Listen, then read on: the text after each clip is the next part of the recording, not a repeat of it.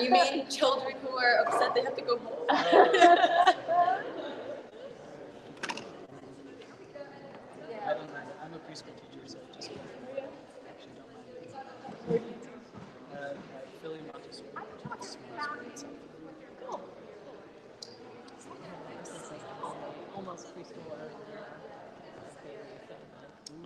In that world, also.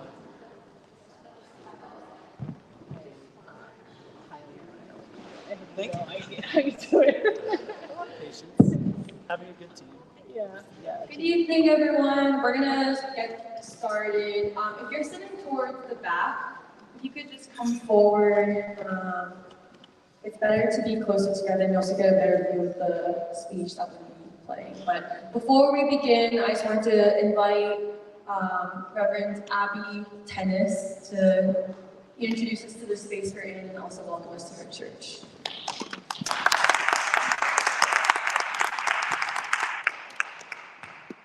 Welcome, everyone. So I'm Abby Tennis. I use she, her pronouns, and I serve as the lead minister here at First Unitarian Church of Philadelphia. Yeah, I just wanted to give you, for those of you who aren't familiar with this space, the congregation itself was formed in 1797, so we're 227 years old. And our history has connected us to movements for racial justice and liberation since just about the very beginning. Our first minister's name was William Henry Furness, who was known as a fiery abolitionist and faced death threats for the work that he was doing to try to abolish slavery in his time here in the 1830s. We were one of the Frances Ellen Watkins Harper. How many of you are familiar with Frances Ellen Watkins Harper? A couple of people. She was known as one of the first women of African descent to have her writings published in the United States, and she's a novelist and essayist.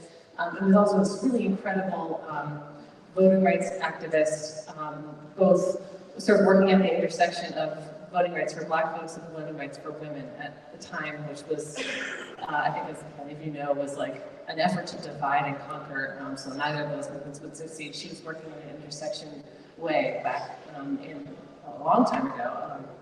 And she was a member here in the 1870s to be memorialized here in 1911.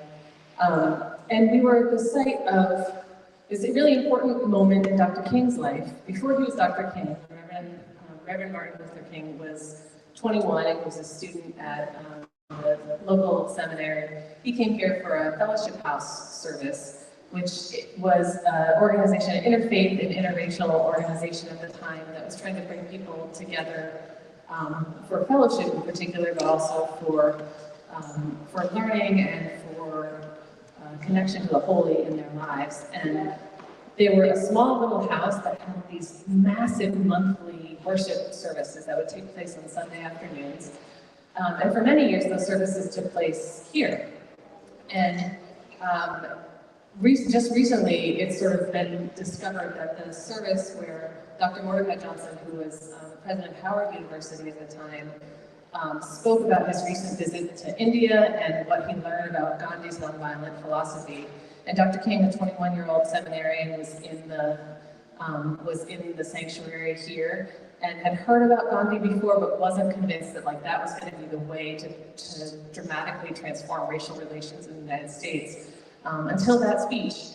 And he says, he wrote afterwards that he went out and bought everything he could possibly find on Gandhi after that speech. He went out to dinner with Dr. Johnson after that day and began to really turn his hopes for a racial justice movement in the United States towards a nonviolent movement. So it's really, this place has held this pivotal moment, both in his life and of course in our lives collectively as United States people.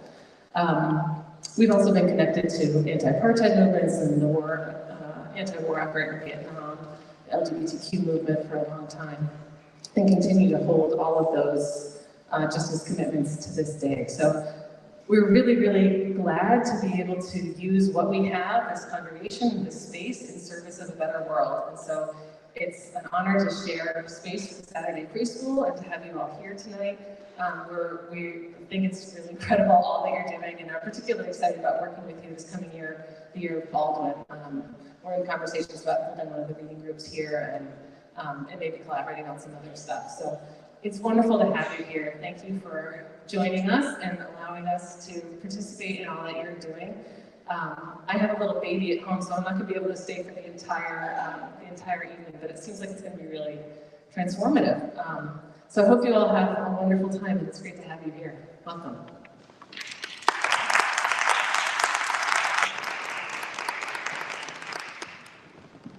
Thank you, Reverend Abby.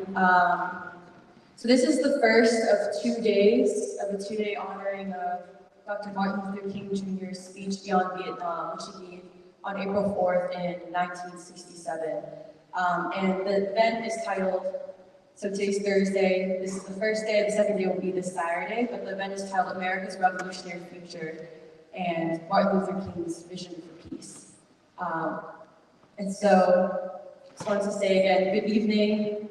My name is Emily Dahl, and I'm a member of the Saturday Free School for Philosophy and Black Liberation. I want to first thank the Unitarian Universalist Church, as well as Reverend Abby for letting us use this space and be here. I also want to thank every single one of you for being here. For being here and attending this event. And I want to thank you because I think this is a time to break silence. And we must each learn to speak again and speak urgently. And being in this church, Alice and I, who was a member of the Free School, we were here earlier, and there's something about standing right where I'm standing in this church that makes me very emotional. Like Reverend Abby said, this is where Martin Luther King, when he was 19 years old, he went to Crozer Theological Seminary, which is in Chester, Pennsylvania, just a little bit outside of Philadelphia. And he came to this very church and was sitting in these pews. I don't know if it was the exact wooden pews, but he was sitting right where we're sitting. It was, so Martin Luther King was sitting in these exact pews where he heard Mordecai Johnson speak about Gandhi and nonviolence. And that's very emotional because, you know, it was Gandhi, when Howard Thurman went to India, it was Gandhi who told Howard Thurman, quote, "It may be through the Negro people that the unadulterated message of nonviolence will be delivered to the world." And he was saying that it would be the African American people who take nonviolence to the world by freeing themselves and also freeing white people, their fellow citizens of this country, from their own chains of white supremacy. And so it makes me emotional because this church that we're in, I think, changed world history, because it also changed America forever. And it contributed to the gift of the Black freedom struggle.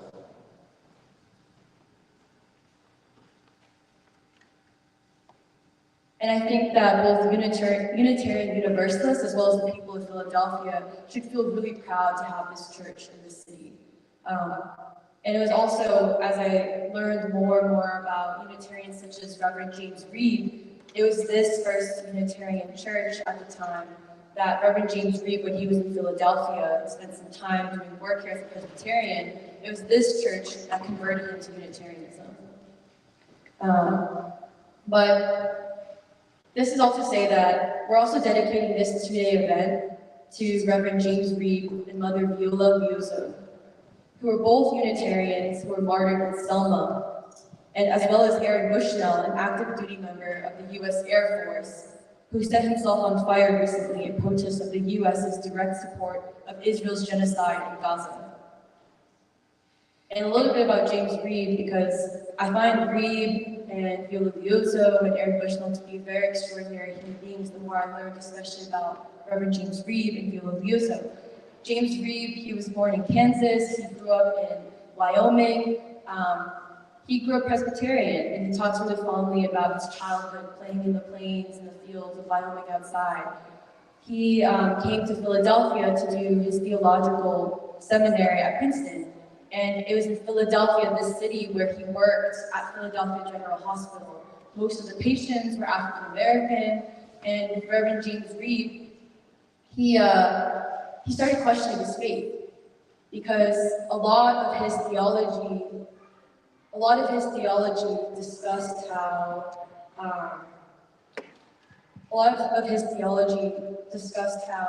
there's such thing as original sin, that every person can be blamed for their sin, and he just could not make it make sense to him. And so he eventually converted to Unitarianism because even though people were telling him, make do with what fits, James Reeb could not. And he could not live in a hypocrisy that he felt like Presbyterianism was encouraging him to live in, and he wanted to pursue the truth.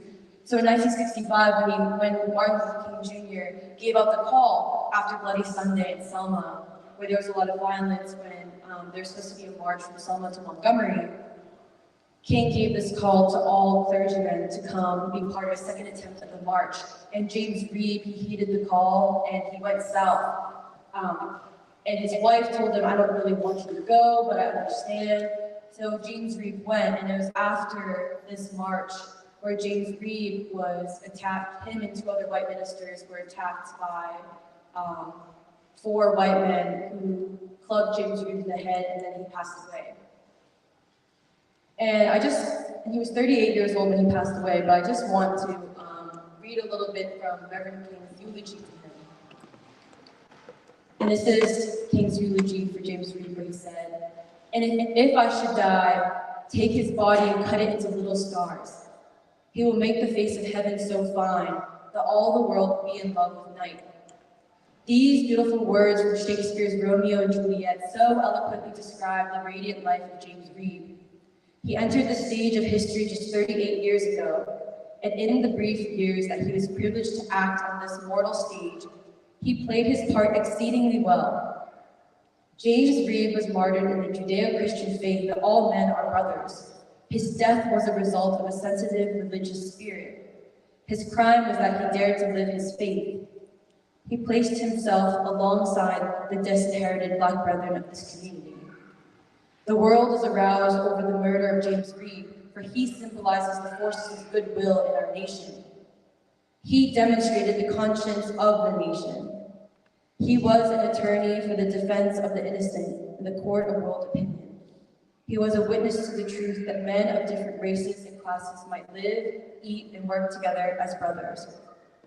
Again, we must ask the question, why must good men die for doing good?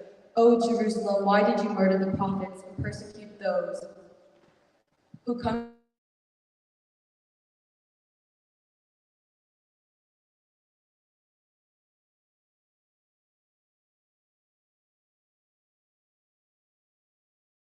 stained glass windows? He was murdered by the irrelevancy of a church that will stand amid social evil and serve as a tail light rather than a headlight, an echo rather than a voice. He was murdered by the irresponsibility of every politician who has moved down the path of demagoguery, who has fed his constituents the stale bread of hatred and the spoiled meat of racism. He was murdered by the brutality of every sheriff and law enforcement agent who practices lawlessness in the name of the law. He was murdered by the timidity of a federal government that can spend millions of dollars a day to keep troops in South Vietnam, yet cannot protect the lives of its own citizens seeking constitutional rights. Yes, he was even murdered by the cowardice of every Negro who tacitly accepts the evil system of segregation, who stands on the sidelines in the midst of a mighty struggle for justice. One day, the history of this great period of social change will be written in all of its completeness. On that bright day, our nation will recognize its real heroes. They will be thousands of dedicated men and women with a noble sense of purpose that enables them to face fury and hostile mobs with the agonizing loneliness that characterizes the life of the pioneers. They will be faceless, anonymous, relentless young people, Black and white, who have temporarily left behind the towers of learning to storm the barricades of violence. They will be old, oppressed, battered Negro women, symbolized in a 72-year-old Negro woman in Montgomery, Alabama, who rose up with a sense of dignity, and with the people who decided not to ride the segregated buses, who responded with ungrammatical profundity to one who inquired about her weariness, "My feet is tired, but my soul is rested." They will be ministers of the gospel, priests, rabbis, and nuns who are willing to march for freedom, to go to jail for conscience' sake. One day the South will know from these dedicated children of God, courageously protesting segregation, they were in reality standing up for the best in the American dream, standing up with the most sacred values in our Judeo-Christian heritage, thereby carrying our whole nation back to those great wells of democracy, which were dug deep by the founding fathers in the formulation of the Constitution and the Declaration of Independence. When this glorious story is written, the name of James Reeb will stand as a shining example of manhood at its best. And on Mother Viola Liuzzo, who the other Unitarian that this event is dedicated to, she was known as the only white woman who died in the Black freedom struggle. But she was a mother of 5, and she was the wife to a Teamsters labor leader. And she left her family and went to the South after also watching what happened on Bloody Sunday in Selma. And she went to Selma to volunteer, and she brought her car, and of course her husband said, "I would really rather you not go." And she said, "I've made up my mind, I have to go." And when she went down to the South, to Selma, she was shuttling protesters who had successfully marched from Selma to Montgomery, back from Montgomery to Selma. And it was then where she was with a 19-year-old Black civil rights worker that when she was shuttling down the highway, a car with 4 KKK members shot her in the head, and she bled all over her passenger, and the car crashed. But what was worse is that one of those members of the car, those 4 white men who killed her, one of them was an FBI informant who had the power to prevent that killing. But it was later revealed that, and he was actually later charged with being complicit in the murder of Viola Liuzzo, that the FBI essentially was targeting her and targeting civil rights workers. But what's worse is that after her death, she was smeared. People accused her of being a terrible mother, selfish. Why would you leave your children to be part of the Black freedom struggle? And also, she was, people spread lies and smeared her, saying she went down south to be able to sleep with Black men. And eventually her husband, who didn't even have time to grieve, he had to spend most of his time defending his wife. And he became an alcoholic, and also her 5 children were haunted. Her 5 children were haunted by all these years, and they had to change schools. But I say this all to say, these dedications, that, like, especially we as the young generation, these are the people who made courageous choices in a time where they could have just lived according to the status quo. And truth-telling and living by the truth, acting by the truth is not easy. And it's something that is punished to this day. And all 3 could have stayed in the so-called comfort of white life. You know, James Reeb, Wyoming, he talks about his idyllic childhood. Liuzzo, she lived in the Michigan suburbs with a family. She was a housewife, she was also a student, but she was also a housewife. But they couldn't. And all 3 belong among these beautiful, nameless, anonymous heroes who King talked about, this Black freedom movement. And that's also why we put Viola Liuzzo and James Reeb in our exhibit in the back. But for me, they're inspiring because although I'm not a Unitarian Universalist, they made the most revolutionary choice, the moral choice, which is to not be satisfied with what is, and to not be comfortable with the myth of safety, because there is none in this society, in this morally immature and irresponsible country. But they were compelled by what ought to be, by a higher eternal law of what's right. And you cannot be satisfied or comfortable when Black people, Palestinians, oppressed people suffer. And so James Reeb, Viola Liuzzo, and Aaron Bushnell had a level of humanity that they could not ignore and did not want to ignore. They saw our shared society as unjust and thus unlivable for them. and we must honor and rediscover this spirit of today. For Reverend James Reeb and Mother Viola Liuzzo, faith and religion was beyond the four walls, the confines of a church. It brought them to a new church, a new common pulpit of justice, the Black freedom movement. And Martin Luther King was their leader. James Baldwin, who we are celebrating this year on his 100th birth anniversary, James Baldwin saw Martin Luther King as the father of a new nation, if there will even be a new nation. And here we are commemorating Beyond Vietnam, Time to Break Silence, the speech that King courageously gave. It is Beyond Vietnam that singularly gave the American people a chance at redemption and salvation. And God knows we need that chance today. God knows we need King today. And God knows we need Beyond Vietnam today.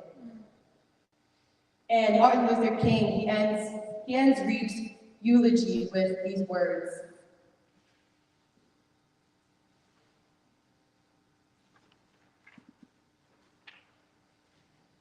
We thank God for the life of James Reeb.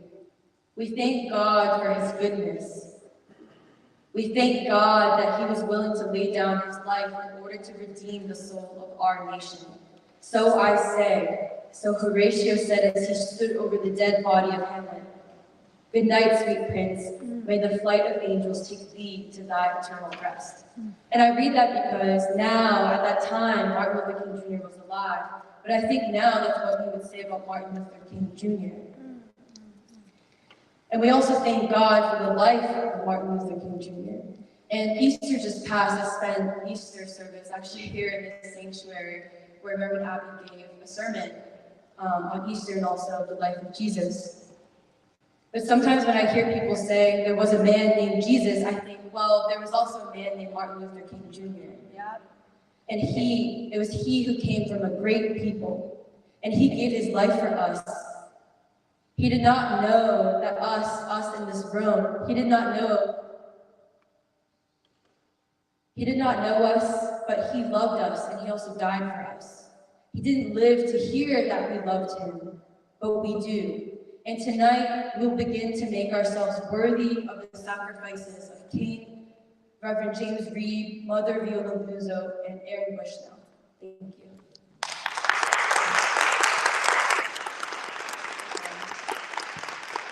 So now we're going to watch the whole speech of Beyond Vietnam, A Time to Break Silence. And I'm not kidding when I say I've listened to it many, many times, but every time you listen to it, it hits you harder. And if you don't have a copy of the speech, there's some in the back, but also Blaze in the front has speeches. So if you need a copy, if you just raise your hand, Blaze can hand out whoever needs a copy. Oh, and just a sneak peek is we're gonna listen to the whole speech, and then afterwards, I think because the speech itself will be very resonant for today, reflective, we will have a panel on A Time to Break Silence today. And so that panel discussion will be after the 50-minute speech.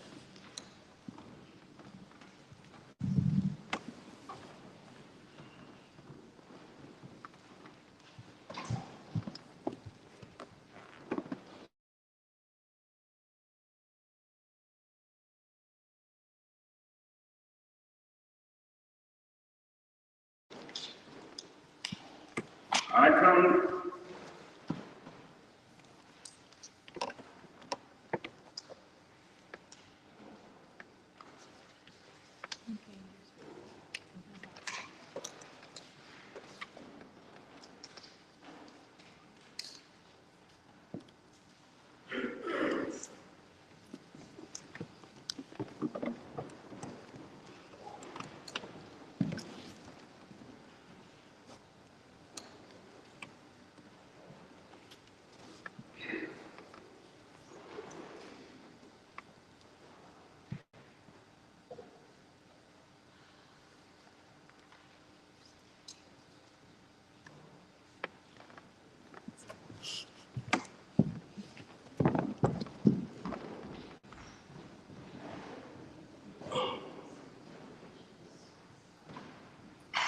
Let me see.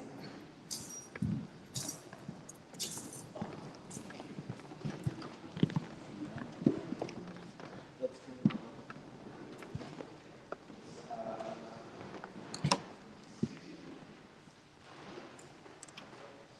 Yeah. So you're trying to. Yeah. Let's try to. That's about it.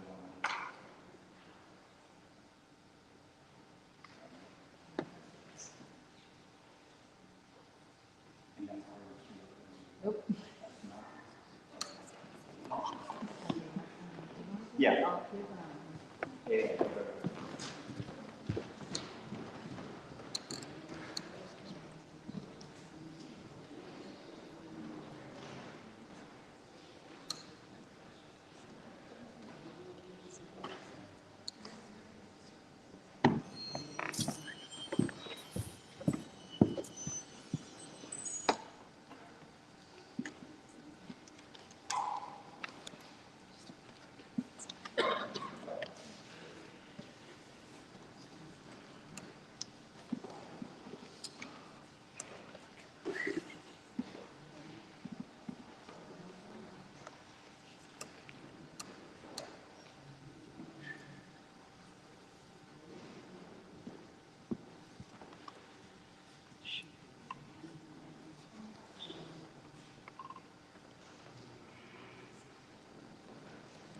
Okay, let's go. You wouldn't happen to know. It was already set to go. That's what I thought. Source. Okay, now let's see if this is.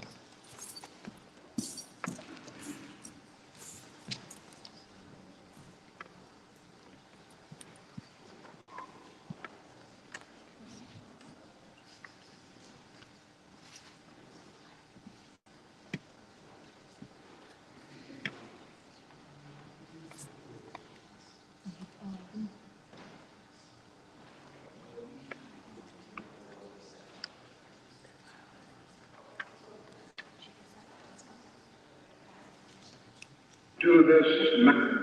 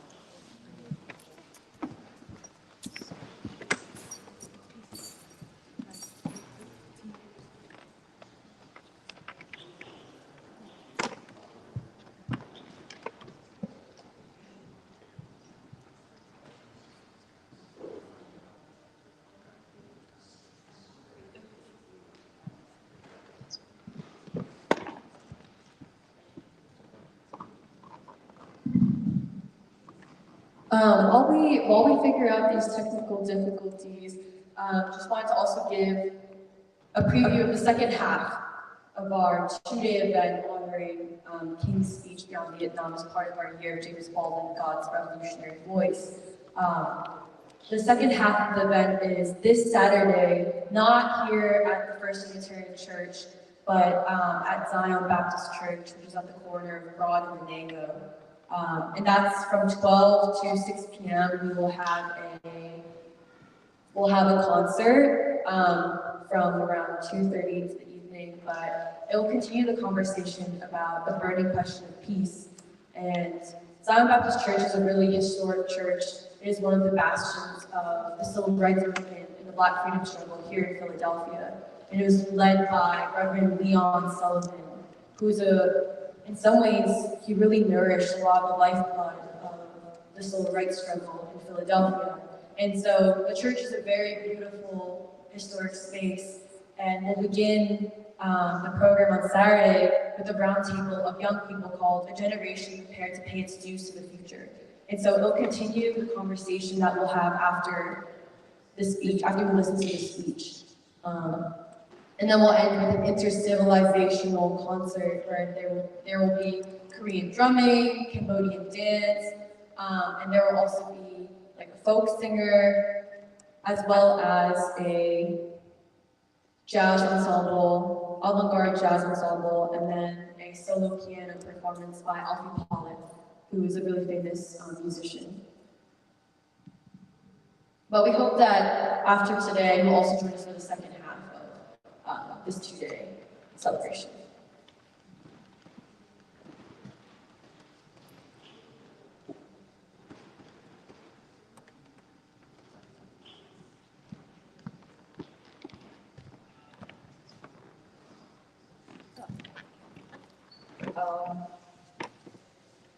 For everybody here, I just wanted to say a little bit about the Saturday Free School for Philosophy and Black Liberation while we are waiting to get this news up.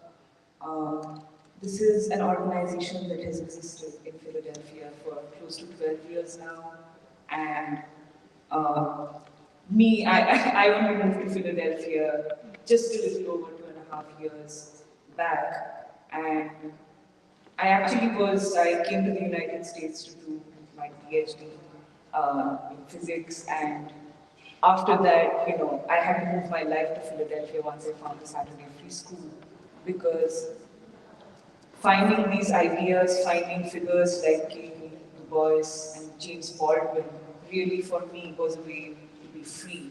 And this is really what the Year of Baldwin is also about, where we're trying to make these ideas, these thinkers, a part of the way we live our lives in order to be able to fight for the future that we deserve. And a little bit about what's going on in the Year of James Baldwin in Philadelphia. The biggest arm of the Year of James Baldwin celebrations this year to commemorate his 100th birth anniversary is a literacy campaign across the city of Philadelphia, where we have reading groups in churches, of the Mosque 12, the Nation of Islam Mosque, at bookstores, at high schools, at the University of Pennsylvania. And the purpose, and why we call it a literacy campaign, I mean literacy not in the sense of just being able to read, but to be able to understand and live what we read from Baldwin and King, and just making these ideas the way we can fight for the nation that we're trying to build. And there is something about reading James Baldwin together out loud in a group of people, who you may not know from your everyday life, but you meet for the first time and you read together. And I think it builds a bond where there was none, where you know each other a little more, and you can start forming those essential human relationships that are required for the people to come together as one people. Because we've been having these reading groups for a little while. We started, I guess, most of them started in March, and it just has been very beautiful to come together with Baldwin as the meeting ground to learn about these ideas and to figure out how we are going to materialize them in the struggle going forward. The other thing we're doing in the Year of James Baldwin is a podcast where we, again, read James Baldwin, but also listen to his speeches and interviews and really develop the ideas that he was talking about. I mean, not even so long back, just about 60 years back, and trying to extract from them the essence, the revolutionary essence that Baldwin represented.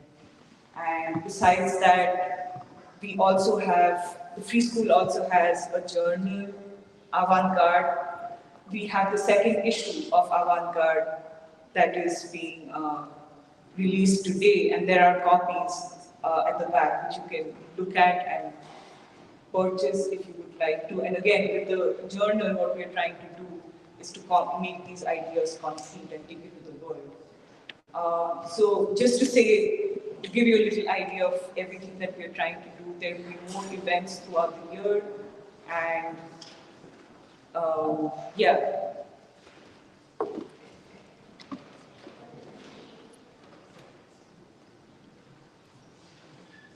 Maybe somebody would like to say something.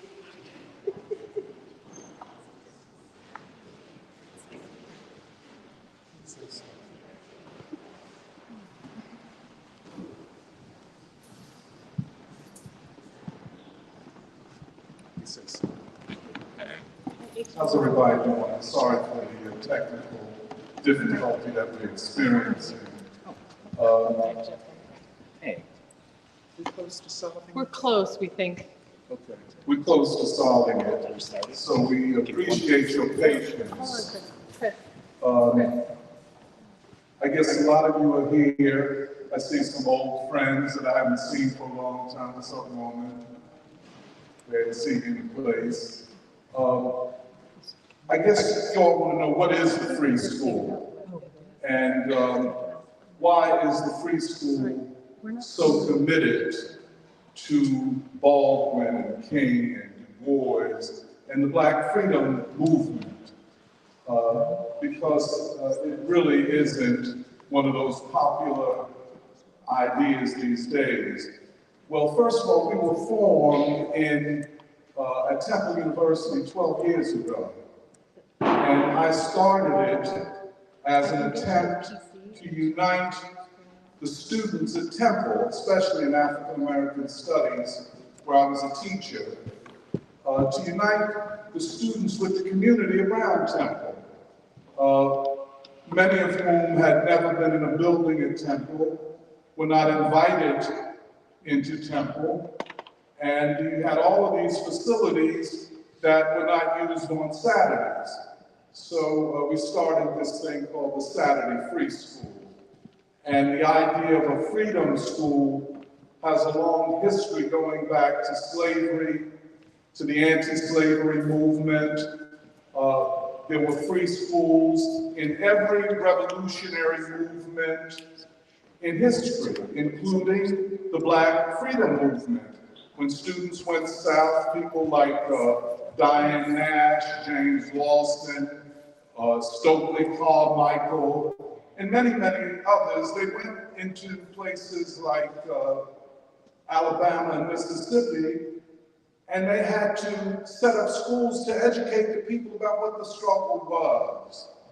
And the other thing is, I had this idea that in Germany, after World War I, in that period before Hitler rose, there were free universities that, in spite of the fact that most working people couldn't afford to go to the universities, progressive professors set up a free university. And the free universities were where the real learning and teaching of working people occurred. So all of these ideas influenced the establishment of the Saturday Free School. Now, we were at Temple for about 9 months and things got a little sticky. Although the buildings are not used, they don't want them used, especially by the community.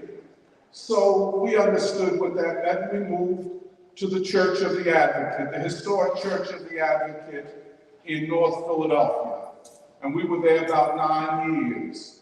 And for reasons that I won't discuss now, we ended up here. We were welcomed, and so this is where we meet. But then we feel that our place, our home, is the entire city. Our family are the people of Philadelphia. And we feel that events like this are forums for the people to come together, to learn, and to plan, and to think about what our future will be. I'll just end on this. I just hope we can get this together. Are we close? Yes? Okay. I feel like playing some rhythm and blues, but anyway, the people have a right to come together and think together, to talk together, to plan together. We're in a specifically unique time in history. You know, you'll hear King say in this speech, and I think it's a very important phrase. He says, "The barefoot and shirtless people of the world are rising up. They have seen the light." That was almost 60 years ago. If you know anything about the anti-colonial struggles in Asia and Africa. Oh, we got okay.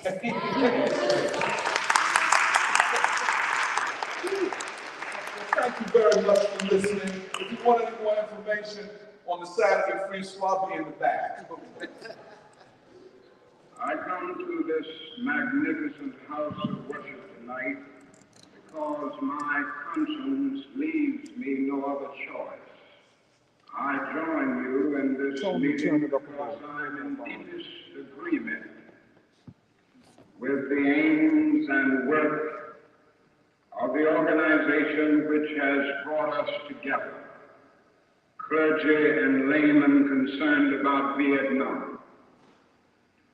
The recent statements of your executive committee are the sentiments of my own heart, and I found myself in full accord when I read its opening lines.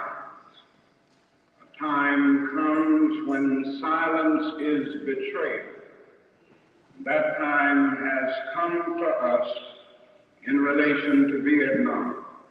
The truth of these words is beyond doubt, but the mission to which they call us is a most difficult one. Even when pressed by the demands of inner truth, men do not easily assume the task of opposing their government's policy, especially in time of war. Nor does the human spirit move without great difficulty against all the apathy of conformist thought within one's own bosom and in the surrounding world. Moreover, when the issues at hand seem as perplexing as they often do, in the case of this dreadful conflict, we are always on the verge of being mesmerized by uncertainty. But we must move on. Some of us who have already begun to break the silence of the night have found that the calling to speak is often a vocation of agony. But we must speak. We must speak with all the humility that is appropriate to our limited vision. But we must speak. And we must rejoice as well, for surely this is the first time in our nation's history that a significant number of its religious leaders have chosen to move beyond the prophesying of smooth patriotism to the high grounds of a firm dissent based upon the mandates of conscience and the reading of history. Perhaps a new spirit is rising among us. If it is, let us trace its movements and pray that our own inner being may be sensitive to its guidance. For we are deeply in need of a new way beyond the darkness that seems so close around us. Over the past 2 years, as I have moved to break the betrayal of my own silences and to speak from the burnings of my own heart, as I have called for radical departures from the destruction of Vietnam, many persons have questioned me about the wisdom of my path. At the heart of their concerns, this query has often loomed large and loud. Why are you speaking about the war, Dr. King? Why are you joining the voices of dissent? Peace and civil rights don't mix, they say. Aren't you hurting the cause of your people, they ask. And when I hear them, though I often understand the source of their concern, I'm nevertheless greatly saddened, for such questions mean that the inquirers have not really known me, my commitment or my calling. Indeed, their questions suggest that they do not know the world in which they live. In the light of such tragic misunderstanding, I deem it of signal importance to try to state clearly, and I trust concisely, for I believe that the path from Dexter Avenue Baptist Church, a church in Montgomery, Alabama, where I began my pastorate, leads clearly to this sanctuary tonight. I come to this platform tonight to make a passionate plea to my beloved nation. This speech is not addressed to Hanoi or to the National Liberation Front. It is not addressed to China or to Russia. Nor is it an attempt to overlook the ambiguity of the total situation and the need for a collective solution to the tragedy of Vietnam. Neither is it an attempt to make North Vietnam or the National Liberation Front paragons of virtue, nor to overlook the role they must play in the successful resolution of the problem. While they both may have justifiable reasons to be suspicious of the good faith of the United States, life and history give eloquent testimony to the fact that conflicts are never resolved without trustful give and take on both sides. Tonight, however, I wish not to speak with Hanoi and the National Liberation Front, but rather to my fellow Americans. That is, at the outset, a very obvious and almost facile connection between the war in Vietnam and the struggle I and others have been waging in America. A few years ago, there was a shining moment in that struggle. It seemed as if there was a real promise of hope for the poor, both black and white, through the poverty program. There were experiments, hopes, new beginnings.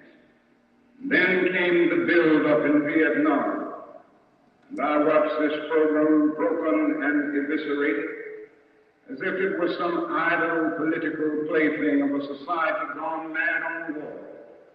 And I knew that America would never invest the necessary funds or energies in rehabilitation of its poor, so long as adventures like Vietnam continue to draw men and skills and money like some demonic destructive suction tube. So I was increasingly compelled to see the war as an enemy of the poor and to attack it as such. Perhaps a more tragic recognition of reality took place, and it became clear to me that the war was doing far more than devastating the hopes of the poor at home. It was sending their sons and their brothers and their husbands to fight and to die in extraordinarily high proportions relative to the rest of the population. We were taking the black young men who had been crippled by our society and sending them 8,000 miles away to guarantee liberties in Southeast Asia, which they had not found in Southwest Georgia and East Holland.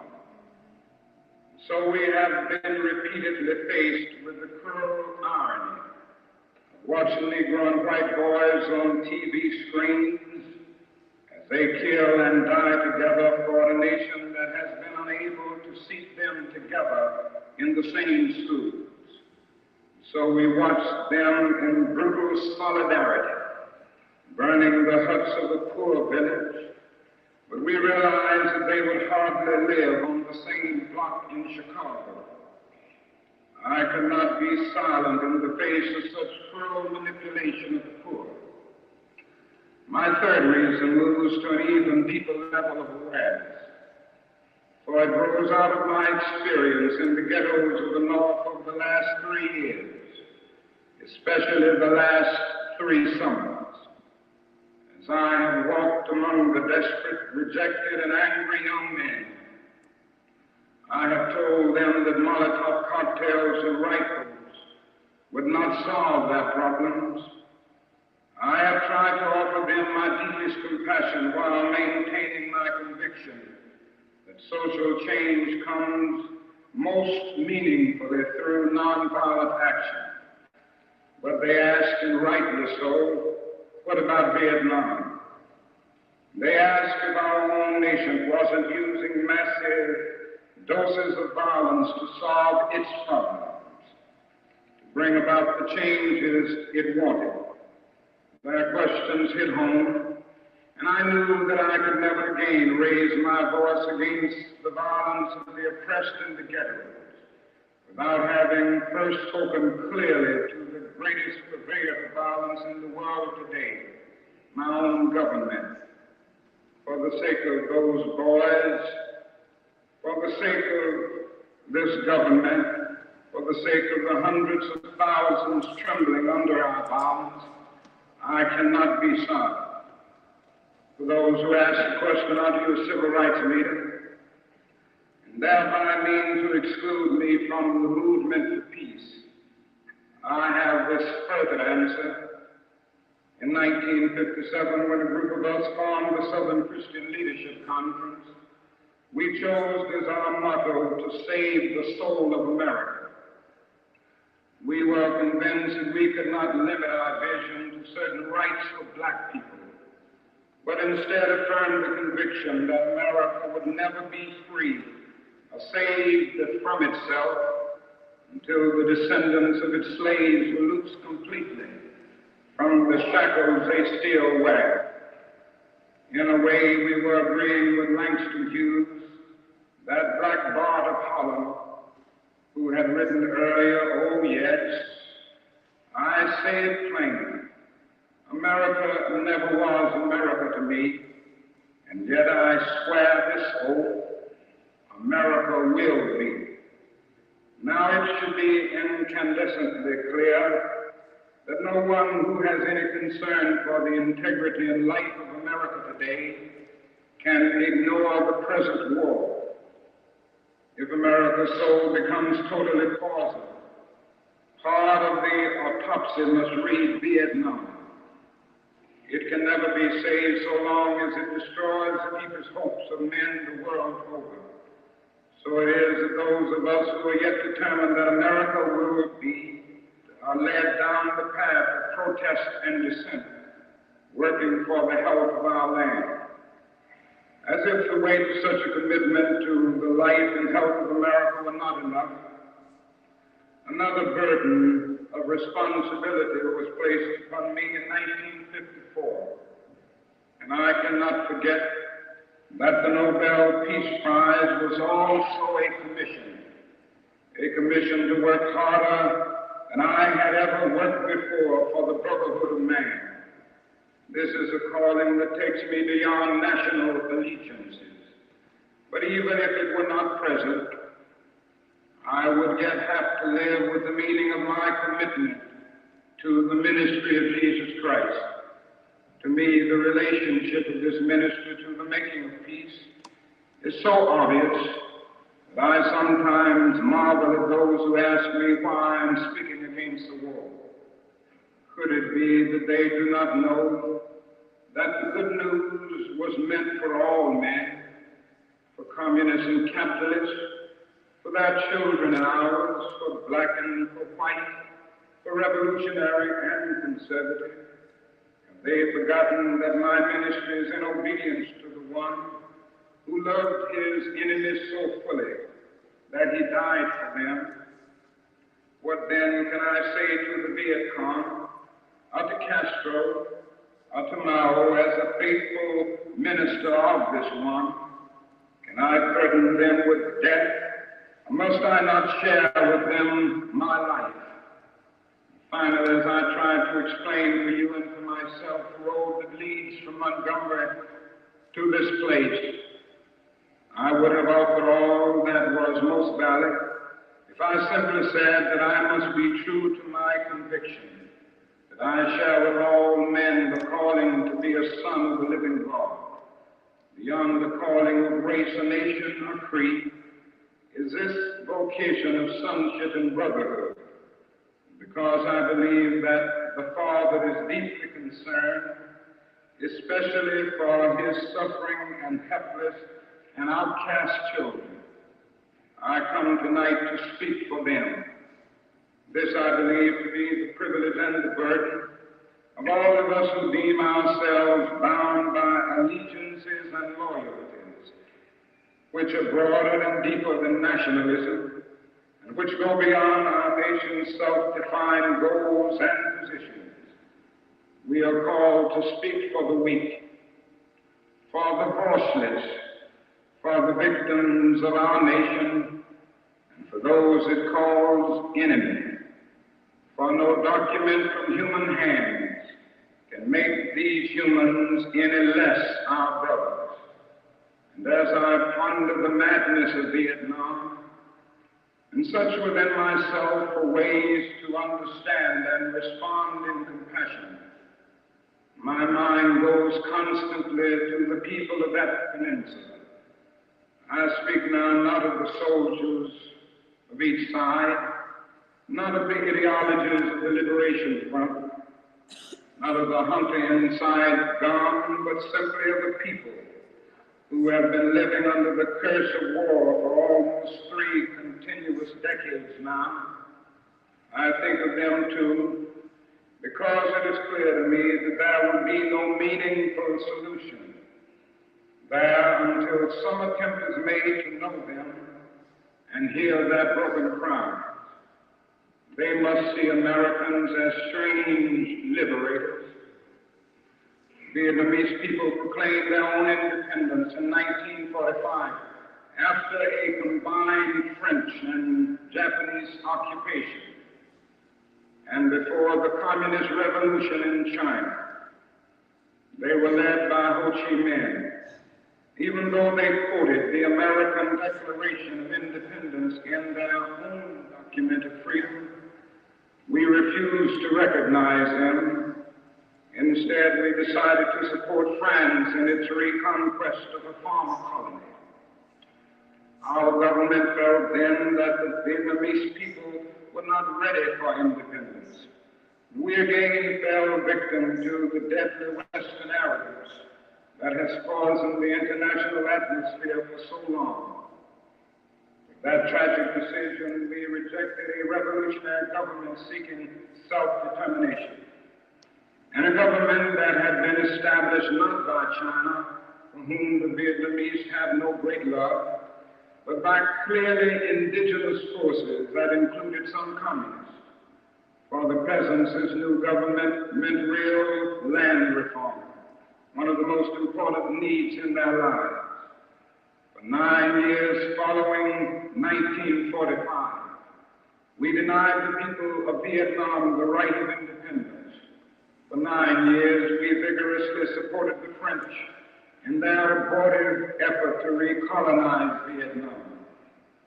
Before the end of the war, we were meeting 80% of the French war cost.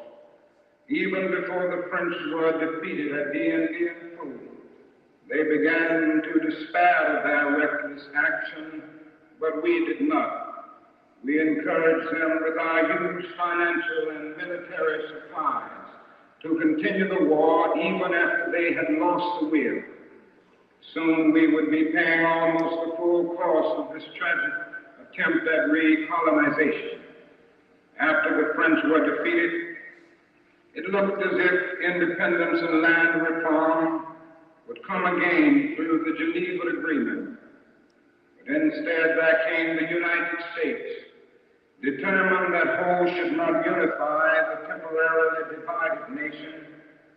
And the peasants watched again as we supported one of the most vicious modern dictators, our chosen man, Premier Diem. The peasants watched and cleansed as Diem ruthlessly rooted out all opposition, supported their extortionist landlords, and refused even to discuss reunification with the North. The peasants watched as all this was presided over by United States influence, and then by increasing numbers of United States troops who came to help quell the insurgency that Diem's methods had aroused. When Diem was overthrown, they may have been happy, but the long line of military dictators seemed to offer no real change, especially in terms of their need for land and peace. The only change came from America, as we increased our troop commitments in support of governments which were singularly corrupt, inept, and without popular support. All the while, the people read our leaflets and received the regular promises of peace and democracy and land reform. Now they languish under our bombs and consider us not their fellow Vietnamese, the real enemy. They move sadly and apathetically as we herd them off the land of their fathers into concentration camps where minimal social needs are rarely met. They know they must move on or be destroyed by our bombs. So they go, primarily women and children and the aged. They watch as we poison their water, as we kill 1 million acres of their crops. They must weep as the bulldozers roll through their areas preparing to destroy the precious trees. They wandered into the hospitals with at least 20 casualties from American firepower for one Vietcong inflicted injury. So far, we may have killed 1 million of them, mostly children. They wander into the towns and see thousands of the children, homeless, without clothes, running in packs on the streets like animals. They see the children degraded by our soldiers as they beg for food. They see the children selling their sisters to our soldiers, soliciting for their mothers. What do the peasants think as we ally ourselves with the landlords, and as we refuse to put any action into our many words concerning land reform? What do they think as we test out our latest weapons on them, just as the Germans tested out new medicine, new tortures in the concentration camps of Europe? Where are the roots of the independent Vietnam we claim to be building? Is it among these voiceless ones? We have destroyed their two most cherished institutions, the family and the village. We have destroyed their land and their crops. We have cooperated in the crushing of the nation's only non-communist revolutionary political force, the unified Buddhist Church. We have supported the enemies of the peasants of Saigon. We have corrupted their women, children, and killed their men. Now there is little left to build on save pittance. What of the National Liberation Front? That strangely anonymous group we call BC or communists. What must they think of the United States of America? And they realize that we permitted the repression and cruelty of Diem, which helped to bring them into being as a resistance group in the South. What do they think of our condoning the violence which led to their own taking up of arms? How can they believe in our integrity when now we speak of aggression from the North, as if there were nothing more essential to the war? How can they trust us when now we charge them with violence after the murderous reign of Diem, and charge them with violence while we pour every new weapon of death into their land? Surely we must understand their feelings, even if we do not condone their actions. Surely we must see that the men we supported press them to their violence. Surely we must see that our own computerized plans of destruction simply dwarf their greatest acts. How do they judge us when our officials know that their membership is less than 25% communist, and yet insist on giving them the blanket name? What must they be thinking when they know that we are aware of their control of major sections of Vietnam, and yet we appear ready to allow national elections in which this highly organized political parallel government will not have a part?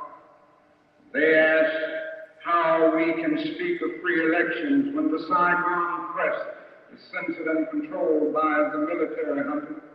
And they're surely right to wonder what kind of new government we plan to help form without them, the only party in real touch with the peasants. They question our political goals, and they deny the reality of a peace settlement from which they will be excluded. Their questions are frighteningly relevant. Is our nation planning to build on political myth again, and then show it up upon the power of new violence? Here is the true meaning and value of compassion and nonviolence, when it helps us to see the enemy's point of view, to hear his questions, to know his assessment of ourselves. For from his view, we may indeed see the basic weaknesses of our own condition, and if we are mature, we may learn and grow and profit from the wisdom of the brothers who are called the opposition. Here is the true meaning and value of compassion and nonviolence, when it helps us to see the enemy's point of view, to hear his questions, to know his assessment of ourselves. For from his view, we may indeed see the basic weaknesses of our own condition, and if we are mature, we may learn and grow and profit from the wisdom of the brothers who are called the opposition. So too with Hanoi, in the north, where our bombs now tunnel the land, and our minds endanger the waterways, we are met by deep but understandable mistrust. To speak for them is to explain this lack of confidence in Western words, and especially their distrust of American intentions now. In Hanoi are the men who led the nation to independence against the Japanese and the French, the men who sought membership in the French Commonwealth and were betrayed by the weakness of Paris and the willfulness of the colonial armies. It was they who led a second struggle against French domination at tremendous cost, and then were persuaded to give up the land they controlled between the 13th and 17th parallel as a temporary measure at Geneva. You're listening to $100, They realized they had been betrayed again. When we ask why they do not leap to negotiate, these things must be remembered. Also, it must be clear that the leaders of Hanoi considered the presence of American troops in support of the Diem regime to have been the initial military breach of the Geneva Agreement concerning foreign troops. And they remind us that they did not begin to send troops in large numbers and even supplies into the South until American forces had moved into the tens of thousands. And Nora remembers how our leaders refused to tell us the truth about the earlier North Vietnamese overtures for peace, how the president claimed that none existed when they had clearly been made. Ho Chi Minh has watched as America has spoken of peace and built up its forces. And now he has surely heard the increasing international rumors of American plans for an invasion of the North. He knows the bombing and shelling and mining we are doing a part of traditional pre-invasion strategy. Perhaps only his sense of humor and of irony can save him when he hears the most powerful nation of the world speaking of aggression as it drops thousands of bombs on a poor, weak nation more than 8,000 miles away from its shores. At this point, I should make it clear that while I have tried in these last few minutes to give a voice to the voiceless in Vietnam, to understand the arguments of those who are called enemy, I am as deeply concerned about our own troops there as anything else. For it occurs to me that what we are submitting them to in Vietnam is not simply the brutalizing process that goes on in any war where armies face each other and seek to destroy. We are adding cynicism to the process of death. For they must know after the short period there that none of the things we claim to be fighting for really involve. Before long, they must know that their government has sent them into a struggle among Vietnamese. The more sophisticated surely realize that we are on the side of the wealthy and the secure while we create a hell for the poor. Somehow this madness must cease. We must stop now. I speak as a child of God and brother to the suffering poor of Vietnam. I speak for those whose land is being laid waste, whose homes are being destroyed, whose culture is being subverted. I speak for the poor of America, who are paying the double price of smashed hopes at home, death and corruption in Vietnam. I speak as a citizen of the world, for the world as it stands aghast at the path we have taken. I speak as one who loves America, to the leaders of our own nation. The great initiative in this war is ours. The initiative to stop it must be ours. This is the message of the great Buddhist leaders of Vietnam. Recently, one of them wrote these words, and I quote, "Each day the war goes on, the hatred increases in the heart of the Vietnamese and in the hearts of those of humanitarian instinct.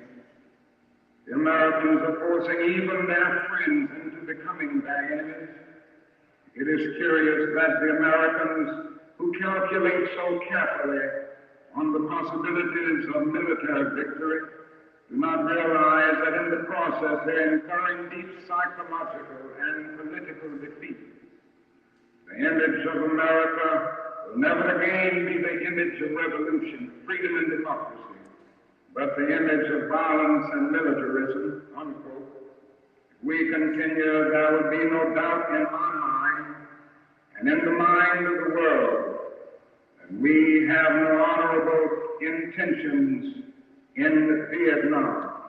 If we do not stop our war against the people of Vietnam immediately, the world will be left with no other alternative than to see this as some horrible, clumsy, and deadly game we have decided to play.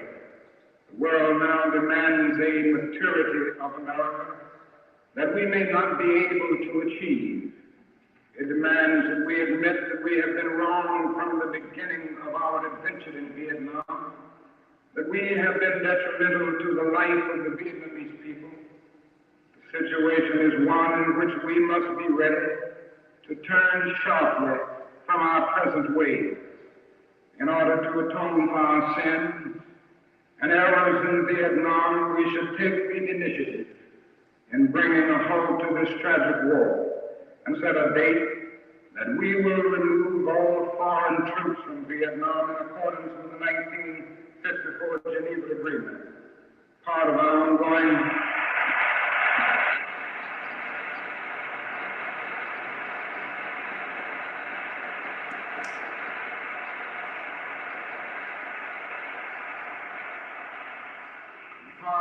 ongoing commitment might well express itself in an offer to grant asylum to any Vietnamese who fears for his life under the new regime, which included the Liberation Front.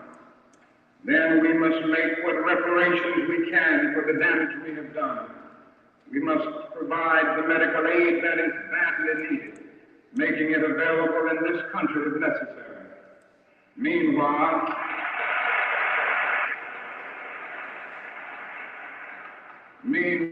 we in the churches and synagogues have a continuing task while we urge our government to disengage itself from a disgraceful commitment. We must continue to raise our voices and our lives if our nation persists in its perverse ways in Vietnam. We must be prepared to match actions with words by seeking out every creative method of protest possible. These are the times for real choices and not false ones. We are at the moment when our lives must be placed on the line if our nation is to survive its own folly. Every man of humane convictions must decide on the protest that best suits his convictions, but we must all protest. Now that is something seductively tempting about stopping there and sending us all off on what in some circles has become a popular crusade against the war in Vietnam. I say we must enter that struggle, but I wish to go on now to say something even more disturbing. The war in Vietnam is but a symptom of a far deeper malady within the American spirit. And if we ignore this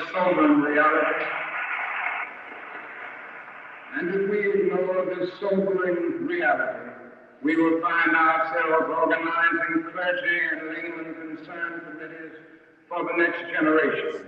They will be concerned about Guatemala and Peru.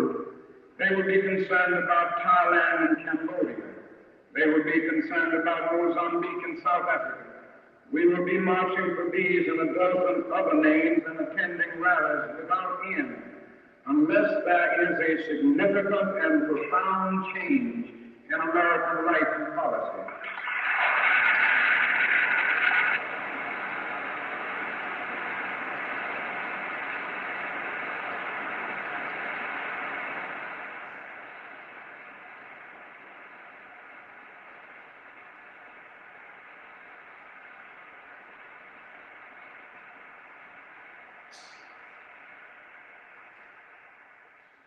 Such thoughts take us beyond Vietnam, but not beyond our calling as sons of the living God.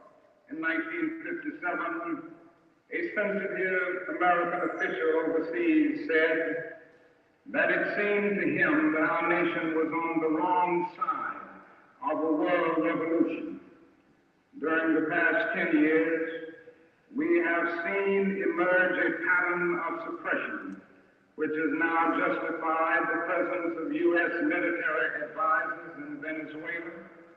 This need to maintain social stability for our investments accounts for the counter-revolutionary action of American forces in Guatemala. It tells why American helicopters are being used against guerrillas in Cambodia, and why American napalm and Green Beret forces have already been active against rebels in Peru. It is with such activity in mind that the words of the late John F. Kennedy come back to haunt us. 5 years ago, he said, "Those who make peaceful revolution impossible will make violent revolution inevitable."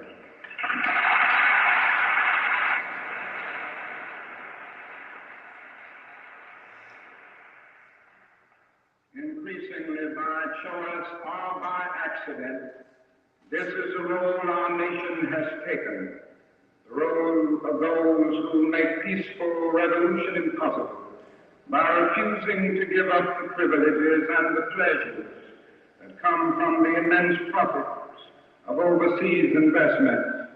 I am convinced that if we are to get on the right side of the world revolution, we as a nation must undergo a radical revolution of values. We must rapidly begin to shift from a thing-oriented society to a person-oriented society, when machines and computers, profit motives and property rights are considered more important than people. The giant triplets of racism, extreme materialism, and militarism are incapable of being conquered. A true revolution of values will soon cause us to question the fairness and justice of many of our past and present policies. On the one hand, we are called to play the Good Samaritan on life's roadside. That will be only an initial act.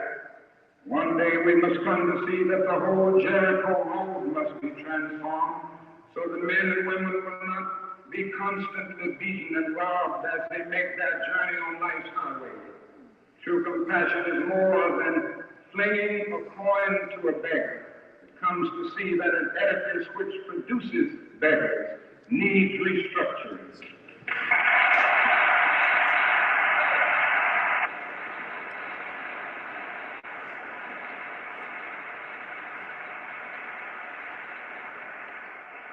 A true revolution of values will soon look uneasily on the glaring contrast of poverty and wealth.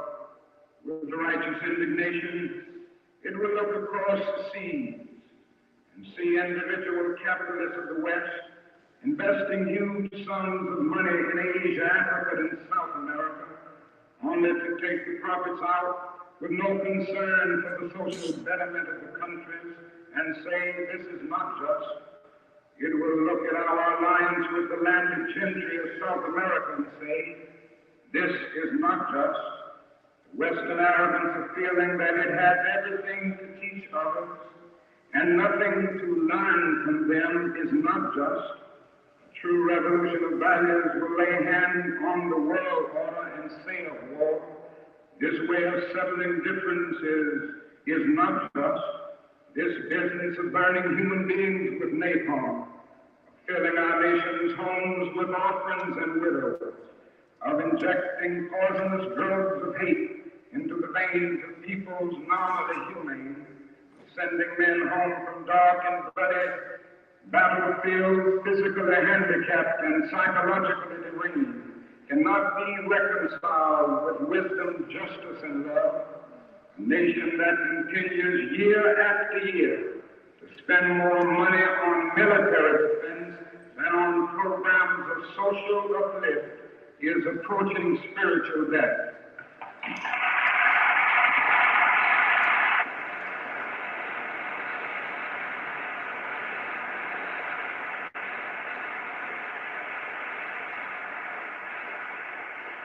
America, the richest and most powerful nation in the world, can well lead the way in this revolution of values. That is nothing except a tragic death wish to prevent us from reordering our priorities so that the pursuit of peace will take precedence over the pursuit of war. There's nothing to keep us from molding the recalcitrant status quo with bruised hands until we have fashioned it into a brotherhood. These are days which demand wise restraint and calm reasonableness. These are revolutionary times. All over the globe, men are revolting against old systems of exploitation and oppression. And out of the wombs of a frail world, new systems of justice and equality are being born. The shirtless and barefoot people of the land are rising up as never before. The people who sat in darkness have seen a great light. We in the West must support these revolutions. It is a sad fact that because of comfort, complacency, a morbid fear of communism, and our proneness to adjust to injustice, the Western nations that initiated so much of the revolutionary spirit of the modern world have now become the arch anti-revolutionaries. This has driven many to feel that only Marxism has a revolutionary spirit. Therefore, communism is a judgment against our failure to make democracy real and follow through on the revolutions that we initiated. Our only hope today lies in our ability to recapture the revolutionary spirit and go out into a sometimes hostile world, declaring eternal hostility to poverty, racism, and militarism. This powerful commitment, we shall boldly challenge the status quo and unjust mores, and thereby speed the day when every valley shall be exalted and every mountain and hill shall be made low, and the crooked shall be made straight and the rough places plain. Genuine revolution of values means, in the final analysis, that our loyalties must become ecumenical rather than sectional. Every nation must now develop an overriding loyalty to mankind as a whole in order to preserve the best in their individual societies. This call for worldwide fellowship that lifts neighborly concern beyond one's tribe, race, class, and nation is in reality a call for an all-embracing and unconditional love for all mankind. This oft misunderstood, this oft misinterpreted concept, so readily dismissed by the niches of the world as a weak and cowardly force, has now become an absolute necessity for the survival of man. When I speak of love, I'm not speaking of some sentimental and weak response. I'm not speaking of that force which is just emotional bosh. I'm speaking of that force which all of the great religions have seen as the supreme unifying principle of life. Love is somehow the key that unlocks the door which leads to ultimate reality. This Hindu, Muslim, Christian, Jewish, Buddhist belief about ultimate reality is beautifully summed up in the first epistle of St. John. Let us love one another, for love is God, and every one that loveth is born of God and knoweth God. He that loveth not knoweth not God, for God is love. If we love one another, God dwelleth in us, and his love is perfected in us. Let us hope that this spirit will become the order of the day. We can no longer afford to worship the God of hate, bow before the altar of retaliation. The oceans of history are made turbulent by the ever-rising tides of hate. History is cluttered with the records of nations and individuals that pursued this self-defeating path of hate. As Arnold Toynbee says, love is the ultimate force that makes for the saving choice of life and good against the damning choice of death and evil. Therefore, the first hope in our inventory must be the hope that love is going to have the last word, unquote. We are now faced with the fact, my friends, that tomorrow is today. We are confronted with the fierce urgency of now. In this unfolding conundrum of life and history, that is such a thing as being too late. Procrastination is still the thief of time. Life often leaves us standing bare, naked, and dejected with a lost opportunity. The tide in the affairs of men does not remain flooded air. We may cry out desperately for time to pause in the passage, but time is adamant to every plea and rushes on over the bleached bones and jumbled residues of numerous civilizations, written the pathetic words too late. That is an invisible book of life that faithfully records our vigilance or our neglect. Omar Khayyam is right to moving finger rights and having writ rules on. We still have a choice today: non-violent coexistence or violent co-annihilation. We must move past indecision to action. We must find new ways to speak for peace in Vietnam and justice throughout the developing world, a world that borders on our doors. If we do not act, we shall surely be dragged down the long, dark, and shameful corridors of time, reserved for those who possess power without compassion, might without morality, and strength without sight. Now let us begin. Now let us we dedicate ourselves to the long and bitter but beautiful struggle for a new world. This is the calling of the sons of God, and our brothers wait eagerly for our response. Shall we say the odds are too great? Shall we tell them the struggle is too hard?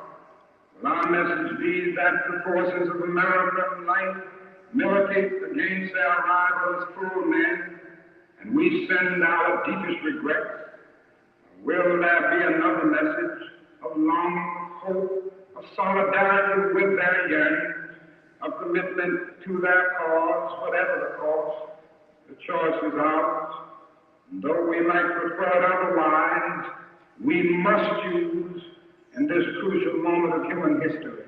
That noble thought of yesterday, James Russell Lowell eloquently stated, once to every man and nation comes the moment to decide in the strife of truth and falsehood for the good or evil side. Some great cause, God's new Messiah, often eats the gloom of light, and the choice goes by forever twixt that darkness and that light. Though the cause of evil prosper, yet this truth alone is strong. Though a portion be the scaffold, and upon the throne be wrong, yet that scaffold sways the future. Behind the dim unknown standeth God within the shadow, keeping watch above his own. And if we will only make the right choice, we will be able to transform this pending cosmic elegy into a creative psalm of peace. If we will make the right choice, we will be able to transform the tangling discords of our world into a beautiful symphony of brotherhood. If we will but make the right choice, we will be able to speed up the day all over America and all over the world, when justice will roll down like waters and righteousness like a mighty stream.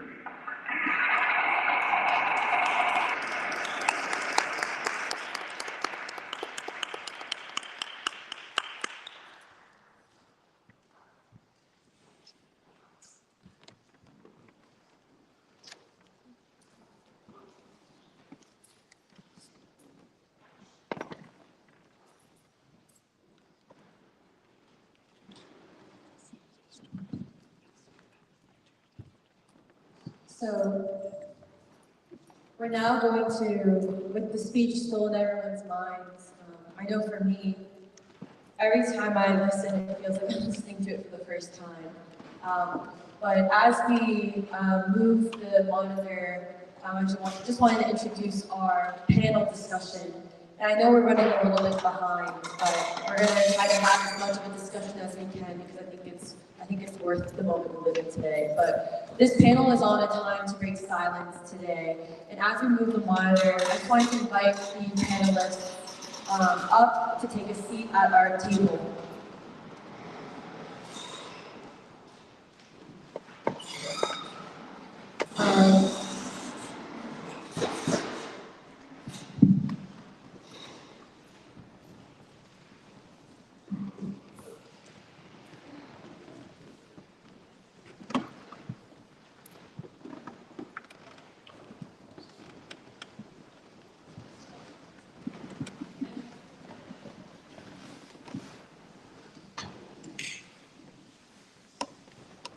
Okay, since we're running a little low on time, I'm not going to talk much longer because I really would love to hear from the panelists who I'm really honored to be sitting next to.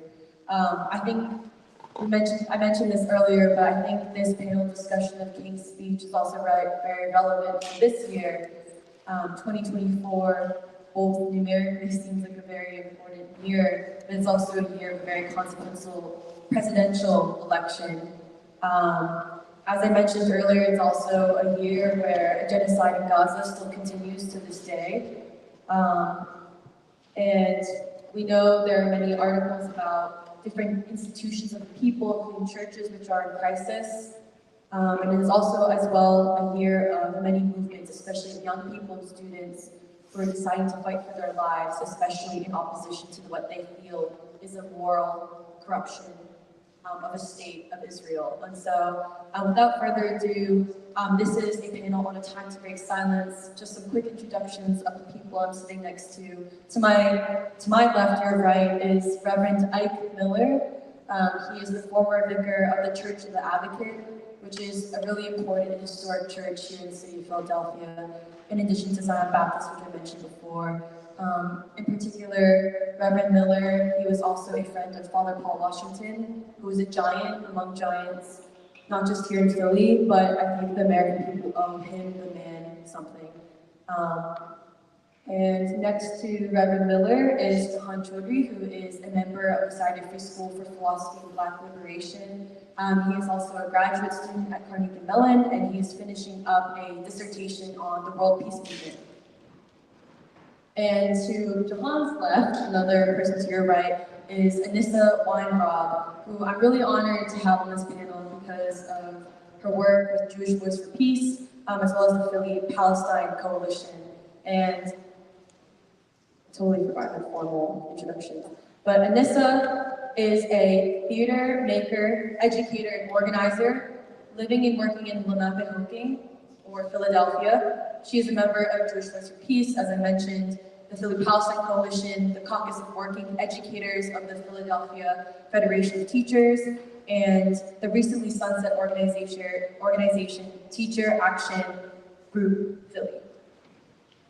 And just a little bit more about Anissa is just I'm very honored to have you on this panel, especially because we in the Society Free School have discussed a lot about the movements in solidarity with Palestine.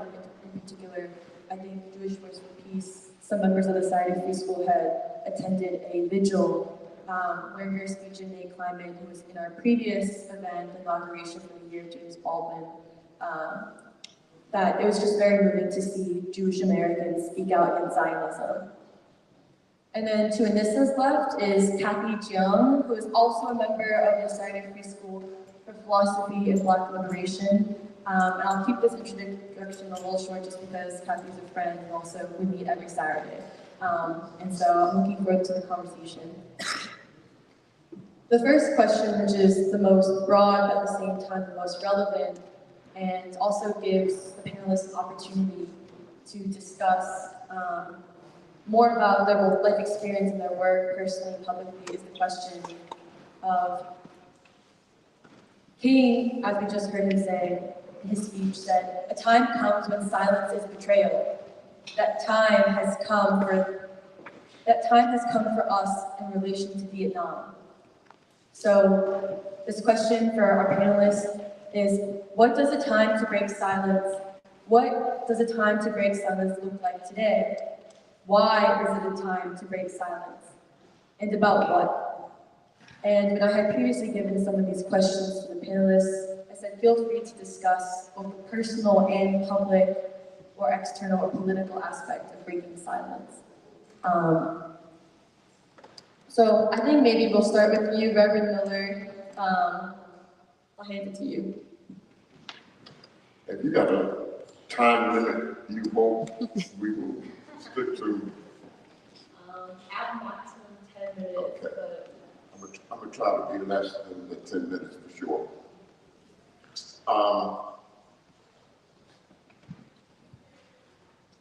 The truth of the matter is, I ought to be out there with you guys, not up here. I am just incredibly impressed with the work that the Free School does, incredibly indebted to Tony Montero for his role in pulling you all together. There's something about what you guys are up to that it seems to me is a part of what we all ought to be up to in times like these. You follow where I'm coming from on this? Second thing I want to do is just mention the way in which I met so many of you, Dr. Montero, down in Washington in mid-January at a Palestine rally demonstration that was sponsored by the Committee for Arab-Islamic Relations. I think I had on, what do you call those things, a balaclava, is that the right pronunciation? And so I spotted Tony and I went over to say hey to him. And he asked me, why don't you take that thing down? I recognize you. Then we chatted and he introduced me to the young people that were with him, you guys. And if I'm not mistaken, it was you, Emily, who with this great smile on your face said, you followed Father Washington. Earlier that day, I'd come down on a bus that was provided by folks at Al-Aqsa Mosque, which is not far away from where I live, and it was a free bus, so you better believe that's how I got down to Washington. At the end of the bus ride, a Palestinian sister was passing out the balaclava that I had on. She gave it to an older brother who was kind of leading the group, and I think she may have given the bus driver one, and somebody else, when she came in, she gave me one. I guess it was written on my face, why are you giving this to me? And she said something like, I was at your church when the Peace March stopped there, and I remember what you said. It's about being part of a darn tradition. But that tradition, for me, in relation to that tradition, in which I was incredibly proud to make that effort to fill Paul Washington's shoes. That tradition began for me in rural Georgia. Back when I was 12 years old when Emmett Till was killed, approaching my 13th birthday when the bus boycott began in Montgomery. And I realized with that bus boycott, doggone it, there's something I can do. There's something that folks like me can do. You don't have to be Thurgood Marshall arguing in front of the Supreme Court. I'm grateful as heck for that time in rural Georgia. We moved there from New Orleans after spending a brief time in Atlanta. New Orleans and Atlanta had these pretty significant black middle classes. My father was a college administrator. By the way, when Howard Thurman mentioned in relationship to his trip to India, that the American Negro might be the people to bring that message of nonviolence to the world, Howard Thurman was the person that married my parents. My father was a student at Morehouse. My mother at that time was a scholar, and it is fell under his influence.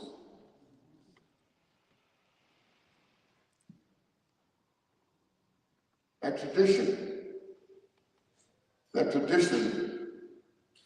includes an incredible number of people, including those kids that I went to high school with and elementary school with in rural Georgia. They're some of the people that I'm closest to right now, you understand? When I finally got to the church in the Advocate, the bishop, Brother Bishop, came up for one of those occasions, and after we had a meeting with the leadership of the church, he says, let's go around the corner and grab a cup of coffee or something. And so we walk around to one of the little stores in the neighborhood, and as we walk in the store, there's this brother standing there at the door, and I just happened to say, hey man, how you doing? And he said back to me, I'm doing all right, man, how you doing? I'm gonna make it, man. Just that casual back and forth, right? As we were leaving the little store, the bishop said to me, not many of us know how to talk to people like that. I said, what the hell is he thinking? Where's his head? And then it dawned upon me, what I owed that move that my father wanted to make when I was 11 years old to rural Georgia. My mother, who probably still one of the best read people I've known in my life, didn't like the idea of moving moving from cosmopolitan New Orleans to rural Georgia, and my older sister, who was old enough to have picked up an interest in the brothers, wasn't too carried away either. At 11 years old, I thought I might get a chance to meet some Indians. But I'm indebted to that time in that small town when there weren't enough people in the court that I grew up in to have some kind of stratified, elite, blah, blah, blah, class confined community of friends. If you wanted friends, you have to be open to everybody. That's what lie. Talking to the brother at the store is no damn, excuse my language. That ain't no big deal. He's a brother. You talk to him like he is a brother. You're supposed to love him because he is a brother. A tradition, a tradition, a tradition. Let me know if I'm running too long. An amazingly good friend died on Monday. His name was Ed Robin. Led sittings in Portsmouth, Virginia as a high school student. He and my late wife were classmates at Hampton. His wife would have been a year or so behind him. We entered seminary up in Cambridge, Massachusetts the same year. I didn't realize it, but Ed was saying later that he got noticed by people with CORE, I believe. And so he would be on a little circuit speaking throughout the northern part of the country, northeast. He says it was at some rally in Harlem, and there was this brother who he thought he recognized, but he couldn't attach a name. The brother turned out to have been Malcolm X. According to Ed, after Malcolm spoke, he introduced Ed again, started off as a high school student. He introduced him as a keynote speaker for the afternoon. There's one of these brothers who's always cool. You don't never blow your cool, you know what I mean? They're all hard. That's one brother messing with another, then you respect them, right? I can't tell you how many trips he and I would take from New Haven, Connecticut, where we both crossed paths after we finished seminary. How many trips we took down to Washington for demonstrations about the war in Vietnam. I mean, my gosh, it seemed like sometimes we do almost every weekend. He's one of those guys who's just always in the struggle. I didn't get ordained until way after I finished seminary 6 years or so, but I worked for Yale University. Somehow Ed was a lecturer in the School of Architecture and Urban Design. That's what happens. That's what you can pull off when you're just bright as heck, right? I'm walking across campus one day and he asked me, you want to come to this meeting at Woodbridge Hall, I believe it was, where the Yale Corporation of now, I don't have anything else to do. Yale had decided to have this crazy program you're a part of. We're going to get rid of you. So we went there and there were all of these students that had been recruited by Yale or showed up at Yale because the dean of the School of Art and Architecture, when Ed asked him, how come you don't have more black students? The dean said, because we can't find qualified black students. Ed's roommate at Hampton had been an architecture major. So he gets on the phone and calls her and says, hey, get your boys together. The dean of Yale said, any qualified student we can find, you got to ride at Yale School. So all of these students show up, I think it was about 13 or 14 of them, And when it came time for Yale to honor that commitment, they got more iffy. So the brothers got all of these rabble-rousers and sisters and brothers from New Haven, black and Latino, who they had been working with and said, we need you to come to a meeting with the provost of Yale.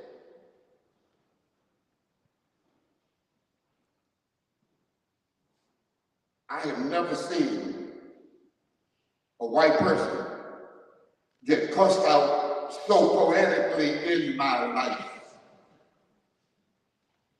Folks, you understand what it'd be like to be black or Latino in New Haven, and here's Yale at the top of the, whatever you want to call it. All of that frustration, all of that anger came out in the hands of these brothers who were struggling to figure out how do we come up with a curriculum to teach architecture and urban planning in real live urban communities to serve the needs of those communities. At one point, somebody went up to the provost's desk, he sitting on a little bitty desk, grabbed all of the papers off and just threw them out the window. At another point, a brother goes back, he opens up his briefcase, and I'm saying, oh my God, here I go, I'm gonna be serving 20 years in prison at least. God bless him, he pulled out not a gun, but a bunch of papers. According to Ed, he called the guy that was assistant bishop in Washington at the time and said, Paul, his name was Paul Moore, they about to burn down the school. Paul said, I'll call you back, and sure enough, he called me back later in the evening and said, watch the evening news. At the evening news, it was announced that the Vietnam peace talks would be suspended, and that Monday, Cyrus Vance, who was leading those talks, came to New Haven to sit down and negotiate and meet with the Yale Corporation so that we don't get the School of Architecture and Urban Design burned down. I didn't find out about this until 25 years later. Apparently, the students and Ed met with Vance. He asked them, what do you want? They gave him their list of demands, and he says, the university can do that, but you can't tell anybody about it for 25 years. Literally. I found out about that about 25 years later. There was another call from Ed. Again, I mean, he's a dear brother. I realized it was time for me to propose to my wife at a party at their house, where she and I were dancing together to Otis Redding's Try a Little Tenderness.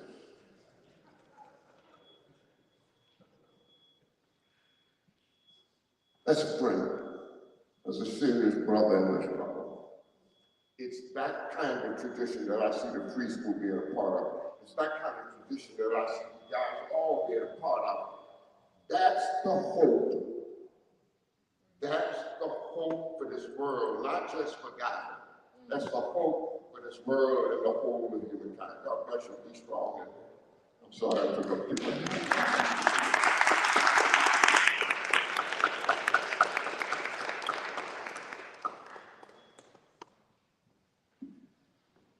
Yes, so to address the question, what does it mean to break the silence today? I mean, first I would like to say this is a tremendous question, and for me, it's always a great honor to even comment on this amazing speech and to share a panel with someone who's lived through some of this history and been part of this tradition as well. And I would like to begin by saying a little bit about the historical context, because I think it has lessons for today.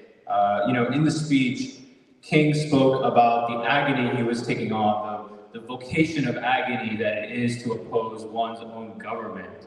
And even, of course, the title of the speech, breaking the silence beyond Vietnam, I think there is a great significance in that. And of course, the civil rights movement had already cracked, if one could use that word, some of the silence that had been around the struggle against racism. And in that process, it developed somewhat of a working relationship with the Johnson administration, and even members of Congress that had come in, and there had been several civil rights acts. Interestingly, the election of 1964, which elected Johnson, political scientists also say that elected the quote-unquote most liberal Congress that had ever been elected in terms of their commitment to the Great Society and social welfare. However, the following year, 1965, was the year of the Gulf of Tonkin incident, which led to the Gulf of Tonkin resolution in Congress and basically an escalation of U.S. involvement in Vietnam.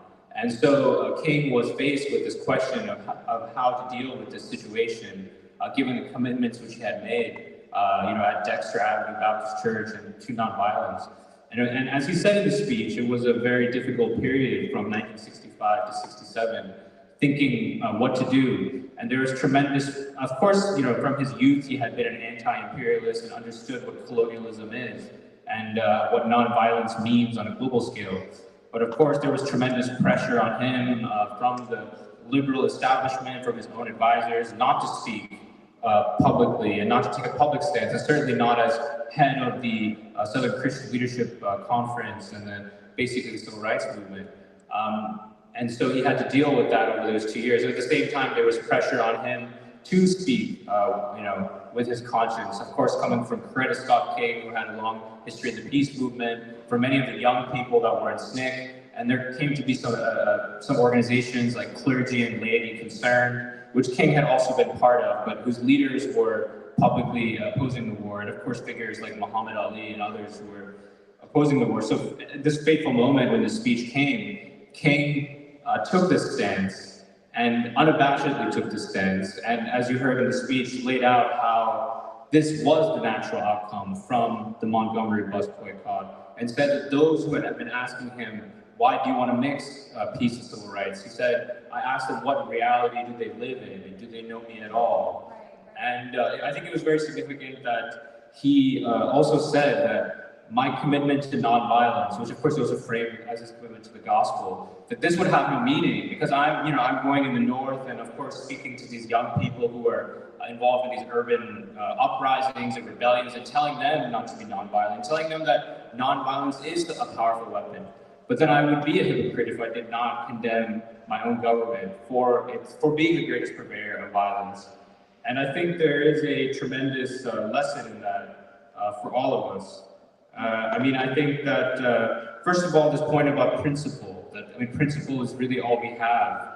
And principle is why King is such a great figure in history. And I think that all of us, the younger generation, and of course everyone that's lived through the past 2 to 3 decades, there has been a sort of silence manufactured on these questions. That one is not allowed to speak about racial injustice beyond a certain point. One is not allowed to tie it to questions of foreign policy, of world peace. And I think in the past few years, and particularly since October 7th, that silence has begun to crack in a tremendous way with all the protests that we are seeing, all of the various things that have happened that have showed public opinion on this is beginning to oppose this Biden administration, which claims again to be the most progressive or liberal administration in history. And I think that the example of King shows us why it is so important to break with the kinds of miseducation that we've been given. Various theories that have been put forward about social justice that have separated the struggle from race, from any other substantive struggle, have erased and tried to replace Martin Luther King. I could talk about many things that we've seen in recent years, the 1619 Project, the caste theory put forward by Isabel Wilkerson, various other kinds of academic theories. And they're totally silent on these questions. Of course, the whole idea of wokeness, none of that has anything to do with Martin Luther King. And none of that has anything to do with Beyond Vietnam. And I think that we must have the courage to break the silence on those theories and break with that miseducation. And I think that we must have the courage to tie what is happening, the genocide in Gaza, which I think is outraging everyone here. We must talk about how that is not an aberration. That is an outcome of this process. The erasure of King, the creation of this false notion of progressivism, the restriction of democracy, the expansion of NATO in Eastern Europe, the 800 military bases, the kinds of violence that has been going on in places like the Congo and Haiti, many places. And so this is part of a worldwide system. This is part of a, as King said, a disease facing the United States. And the second part of the speech, which is connected to the question of breaking silence, he talks about beyond Vietnam. And of course, he laid out in a very sophisticated manner a history of Vietnam. And I think that we all need to delve into that kind of analysis with Gaza, with Ukraine, with Taiwan, with all the things that the United States government is doing right now.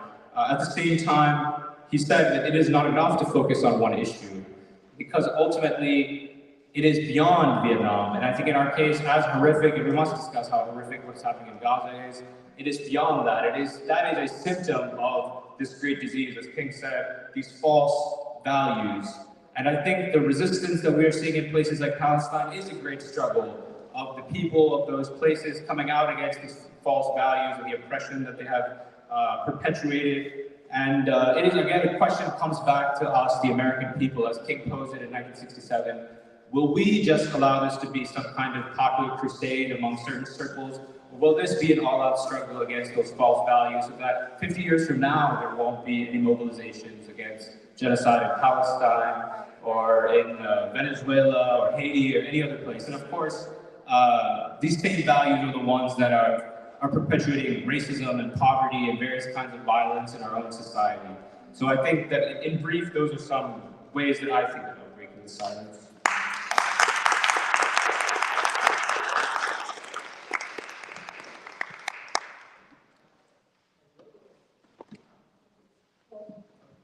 Boom, boom. Okay, hi.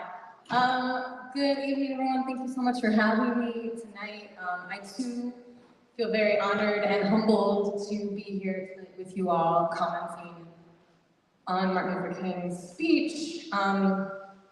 As much as I've also felt honored and humbled in the last 6 months to be out in the streets and on the ground organizing and towards a disruption to stop the genocide in Gaza, in my capacity with Jewish Voice for Peace and also the Philly Palestine Coalition. And also as I have felt in the last maybe 25 years of my adulthood, contributing to leftist transformational work, as I have also felt honored and humbled to be politicized by so many Black and Indigenous and Palestinian and Arab freedom fighters and thought leaders, and leftists and socialists and ancestors. And so I wanted to bring another ancestor into the room tonight when I think about breaking the silence, and uplift Audre Lorde, a Black queer feminist poet, in a speech she gave called The Transformation of Silence into Language and Action.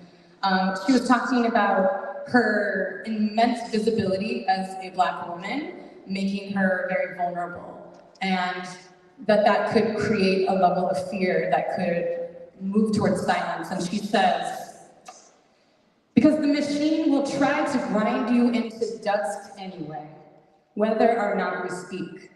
We can sit in our corners silent forever, while our sisters and ourselves are wasted, while our children are distorted and destroyed, while our earth is poisoned.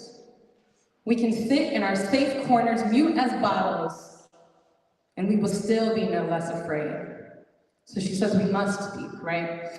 And Martin Luther King's legacy as someone who was forced by his conscience, and also, I should say, by people who were organizing him, right, to use his platform to speak against the war machine in the US. And it came at a great cost, as we know. He would be assassinated 1 year later, yes. Because speaking truth does come at a cost. And those of us who have been putting our entire spirits and bodies and voices on the line to be in solidarity in the push for Palestinian liberation and an end to the genocidal apartheid regime of Israel, we know that there are risks associated with that, right? So for some, a loss, an estrangement from family and community. For some, the loss of jobs or future employment or economic security, or academic opportunities, right? True increased surveillance by the state, including arrest, including loss of immigration status, being doxxed. I know myself, I've been doxxed. I don't know, probably others in this room. Harassment, having lawsuits put on you by well-resourced machine of bullies, like the ADL and all their AstroTurf groups out here who are trying to weaponize anti-Semitism to defang student organizing, or to discredit and slander and take down any who might speak out, right?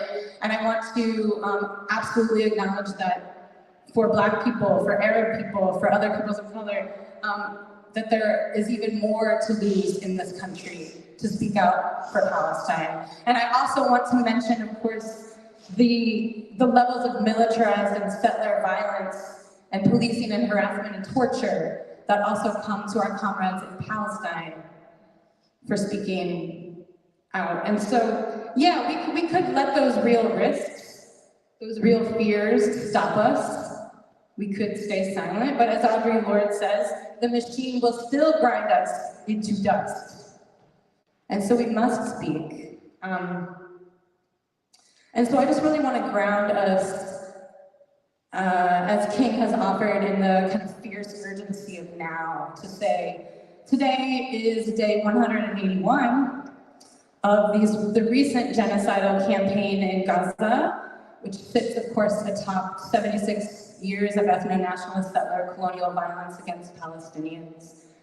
I want to bring into this room the humanity of over 33,000 people, human beings murdered, nearly half of them children, tens of thousands of people injured, many with lifelong disabilities, countless left under the rubble, nearly 2 million people displaced from their homes, people tortured, traumatized, literally bulldozed over alive, indiscriminately bombed, where we watched the Israeli government poison, King, the echoes of what King was talking about, poison the land, destroy every piece of infrastructure from energy to schools, to roads, to entire hospital complexes where they are assassinating healthcare workers point blank, aid workers, where people in Gaza are falling into imminent famine and illness, right? And also I want us to think about in the West Bank as well, settlers continue to assault. The military continues to lock up Palestinian people and steal their land and bulldoze their homes, right? And all of that, I know that so many of us know it, but we must say it. King urges us to say it. It's billions of our US public tax dollars that are streaming hand over fist, right, to the Israeli government through this massive weapons aid.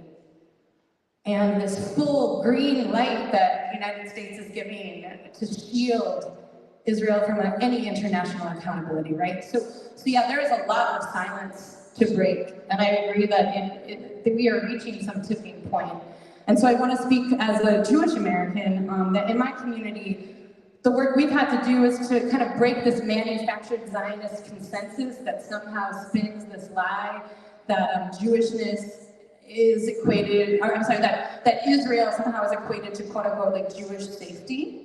Right, and it exploits and it shapes some very real intergenerational trauma into a support for an ethno-nationalist, eradicationist, bloodthirsty, dehumanizing murder and slaughter of Palestinian people. And to say that actually it is precisely because of our Jewish histories, and I say histories because it is not a monolith, and our traditions as a diasporic people and a multiracial people and a people with a great legacy of fighting for justice, that we are in fact building a movement of hundreds of thousands of anti-Zionist Jewish people who know that culturally and historically and spiritually and intellectually and politically our lives are bound up in Palestinian freedom. And so over the last 6 months, many of us, and many people in this room and on this panel have been the opposite of silent. right? We've taken direct action. Maybe some of us for the first time in our lives. Maybe some of us absolutely who've been in this tradition for a long time. Not. So we've taken over train stations and highways and even the halls of Congress, right? And we've made it clear Israel does not speak for all Jews, and fighting alongside our Palestinian and our Arab and our Black comrades, we've exposed that the U.S. interests in Israel is not at all about Jewish safety, right? We've joined the growing anti-colonial call that's echoing throughout the globe, right? It's just like resounding in a way that I haven't seen in my 25 years of organizing. And it does feel like a tipping point where there will never again be silent, and yet it is insufficient. It has been insufficient as we continue to see what unfolds daily, almost by the hour, in Palestine. And so I know that many people I know have felt maybe depressed by this, or a level of despondency, wondering, what has it all meant? Have we all just been screaming ceasefire into the night air? And coming back to the knowledge that we must get more and better organized, and more and better strategic. And so to that I want to leave us tonight, with my words tonight. That Jewish Voice for Peace kind of offers a framework that I find to be very, very, very useful in orienting my future work, and I'd like to share it with you. So after years of working in connection with Palestinian partners throughout Palestine and the diaspora, as well as leftists here in the United States, we've developed a strategic plan to really recognize and state that our work here in the United States is to dismantle the U.S.-Israel alliance from within, right? And to do that, we have to fundamentally alter the conditions which uphold Israeli apartheid and genocide, and we have to do that by building campaigns that materially chip away at what we call the 3 pillars of the U.S.-Israel alliance. And so I'm going to go over that, and that's where I'll leave tonight. 1, the financial pillar. Follow the money, right? Billions of dollars of private and public dollars, these entities that are making investments and making huge profits off of genocide and apartheid. We have to work to undermine their status and their bottom line, and we have to do that by following the call of Palestinian civil society towards boycott and divestment. So we got to chip away at that financial piece. As long as they think this is profitable, they will continue. We have to chip away at the cultural piece. As Jewish people, that means decoupling this idea that Jewishness and Zionism are the same. And so not allowing our community to be enlisted into this project of Zionism and genocide and apartheid.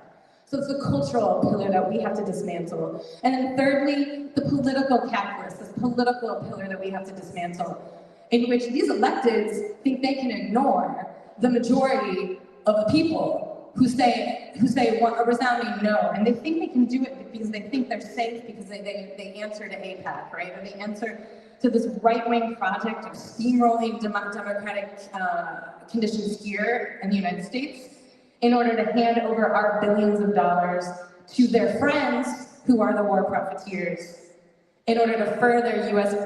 political interests abroad for domination and the upholding of Israeli genocide and apartheid. So we have to do that dismantle work, and we will in the belly of the beast. That's the particular lane of Jewish Voice for Peace.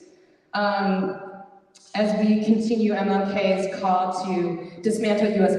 militarism, to end global colonial racism, and to eliminate the profits that keep this death machine running, so that we instead are moving to build towards a life-affirming ecosystem. And so, again, I'm honored and humbled to be a part of it.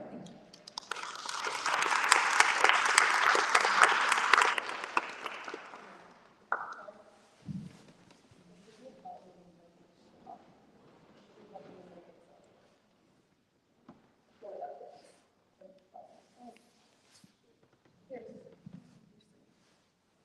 Can everyone hear me? Okay.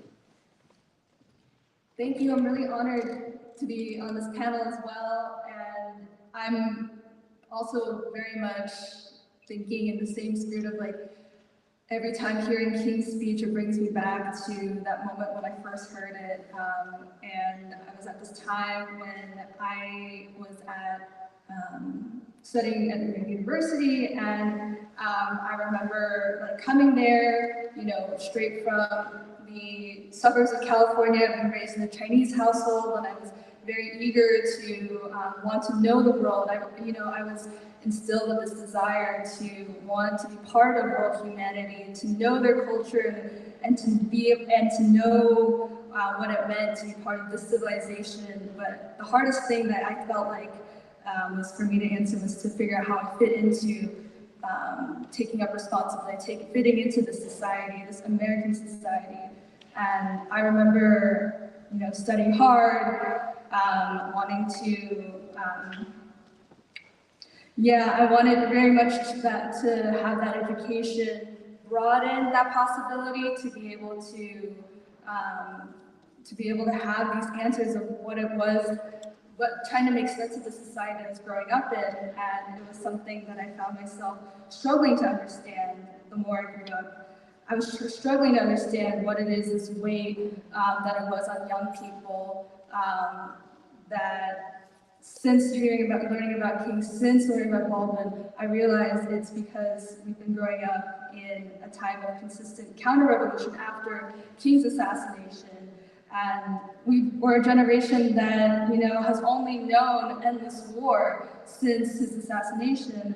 We've been taught to accept America's hegemony in the world. We've been taught to accept these values of materialism and sterility and individualism. But all around us, all we see is a society marked by poverty and stagnancy and decadence. And this is something I certainly felt like was upheld in, or we were bombarded with this from all sides, whether it's from our university education, the dominant ideas in society, as Jahan spoke to, this leadership, and none of the answers I was getting from my professors were really able to, you know, answer this question, what got us to this point.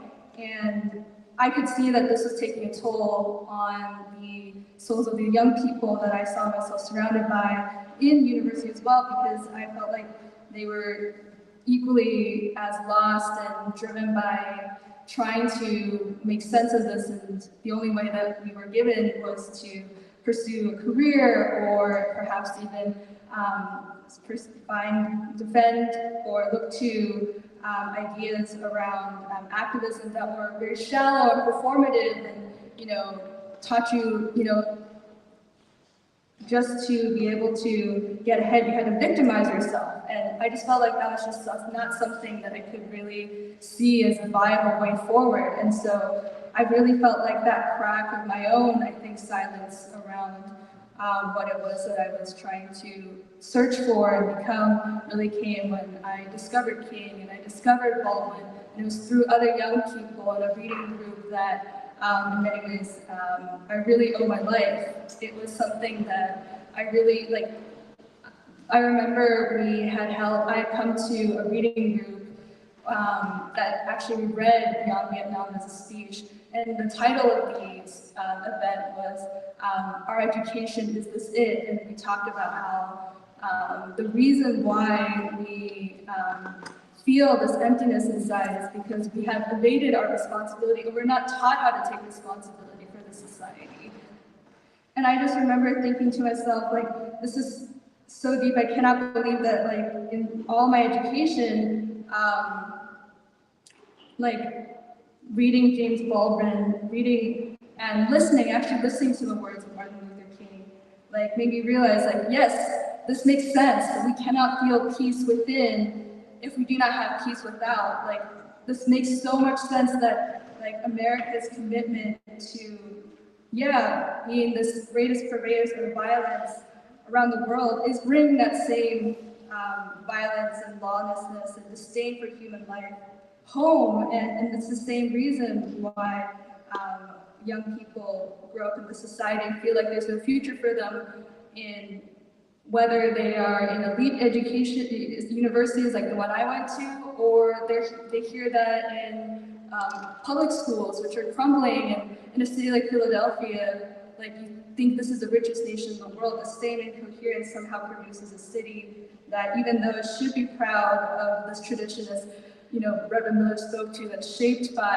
someone like Father Paul Washington or like Reverend Leon Sullivan that Emily spoke to, shaped by this Black proletariat tradition of always struggling to connect peace to democracy, to being able to, root our, sense of the future in a love for the children, a love for generations and more, and like the civil rights movement, that ethic. And yet today you walk through the city and you just see that these values, this crisis of values has gone rampant. And you see like these huge glassy buildings and littered across Center City, the universities, hospitals, and yet there's still no money for schools and public infrastructure, housing, and you see the city struggling with, drug addiction. Kensington, the largest open-air drug market in the world, perhaps, homelessness, gun violence, it just does not make sense. And so I think that there's something really special that I felt like I found through actually connecting, King and Baldwin through the free school. And I think that something much deeper has been able to become clear for me, that I think without it, I think it would have been very hard to learn to challenge and question all the assumptions we're given in this present crisis of meaning. And it's really through this Black tradition that I think I, as a Chinese American, have been able to feel reborn and being able to see a new way for all of us to be able to come together, to be able to build a new society free of imperialism and exploitation, and to be able to make real the beloved community, as King calls it, and be able to rejoin world humanity in what King called the World House. Because until we Americans have been set free, no, the world is not free of what this beast America has become. And so I just want to lift up again this very special task that young people have ahead of us. And I think the way, I should have said this earlier, I approach this question, which I think in many ways has been touched upon in many other points of this conversation so far, is that I really think it is up to the young people today to break the silence in so many different ways, and that we really are at this special turning point where we do have so much to, we owe so much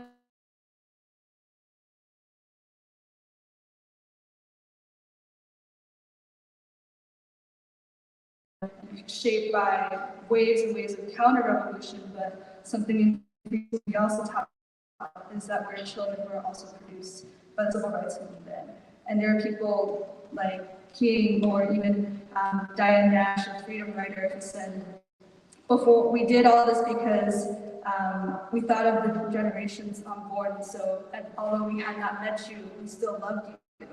And in some ways, that is something that I think reminds us that this choice that we have right now is equally a choice about what kind of people we want to become, but also what page of history we want to be able to write in this moment. And I think that that phrase of like a maturing of this generation is really important.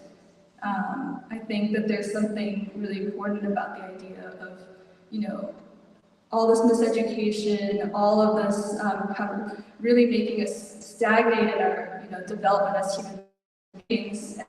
Instead, if we can grow, I think this autopsy of America, perhaps we'll be able to say you're part of being a new generation being born. And so I think that, we have been carrying with us for the past 6 months, just as King had the broken cries of the Vietnamese people, the cries of the Gaza children,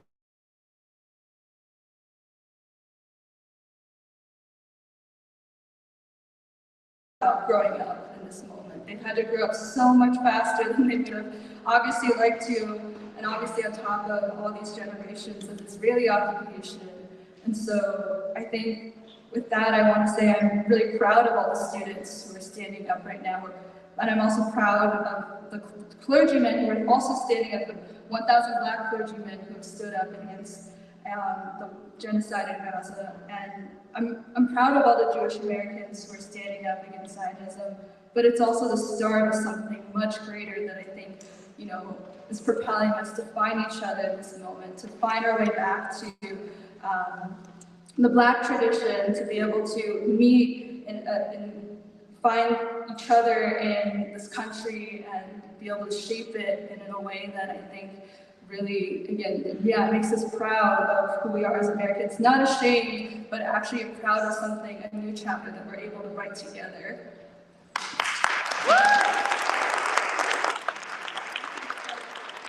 Yeah, what we'll do here is, in the interest of time, we'll combine, what we're gonna do is I'm gonna combine a few aspects of the different questions I had actually given to the panelists ahead of time. I'm gonna pick up where Kathy left off, which is the question of the time now, and also what of the future, if there is even going to be a future, or like King said in the speech, are we going to let this civilization meet its doom, which it is bound to? Like Kathy said, if you have a society, if you have a country that works so hard to control everything outwards, and then do nothing for what's inwards, then it is a civilization approaching spiritual death, if not actual collapse. And so I'm going to ask the question of both, combining two questions, which is, this year is a presidential election year, as everyone in MSNBC and all the news channels are talking about, in which we all feel a sort of tenseness around. Well, when King, part of the bravery, and the singular bravery of Martin Luther King Jr. was that he was speaking up at a time when he had everything to lose, including the people who he thought were supporting him, which is when he took a stand against the Vietnam War. He knew that the political establishment would not support him. And he also knew that because of the status quo and fear, that many people who maybe were part of the civil rights movement would not support his views on Vietnam. And so he talked a lot of it about how rather than the solution was going towards building a movement, a united movement of people that both was taking a stand for democracy in his own country, but also taking a stand for what essentially is world democracy, for peace, for America not to be the policeman of the world. And today, it seems like a lot of social movements are very much concerned with funneling into one of the two political parties, especially the Democratic Party. And in a year like 2024, I wanted to ask the question of returning to King's approach of leading the American people out of a civilization approaching spiritual death to transform the country, transform the civilization. And I wanted to pair it with, I know I'm throwing a lot out at you panelists, but I want to combine it with the question of, I think there's a line in this speech which is associated with the question of what will the American people do, which I think everyone on the panel talked about, which is what will the American people do, what do we do right now, way out. There's a line in the speech where King talks about a radical revolution of values, and he calls for a radical revolution of values, which I personally actually think is perhaps the most quoted, the most misunderstood, and non-applied, and not really fully applied concept from the speech. And so I wanted to kind of pair that with the question of social movements today often funneling into one of the two political parties, and then also bringing up the question of what do you think of a radical revolution of values, the full complete meaning.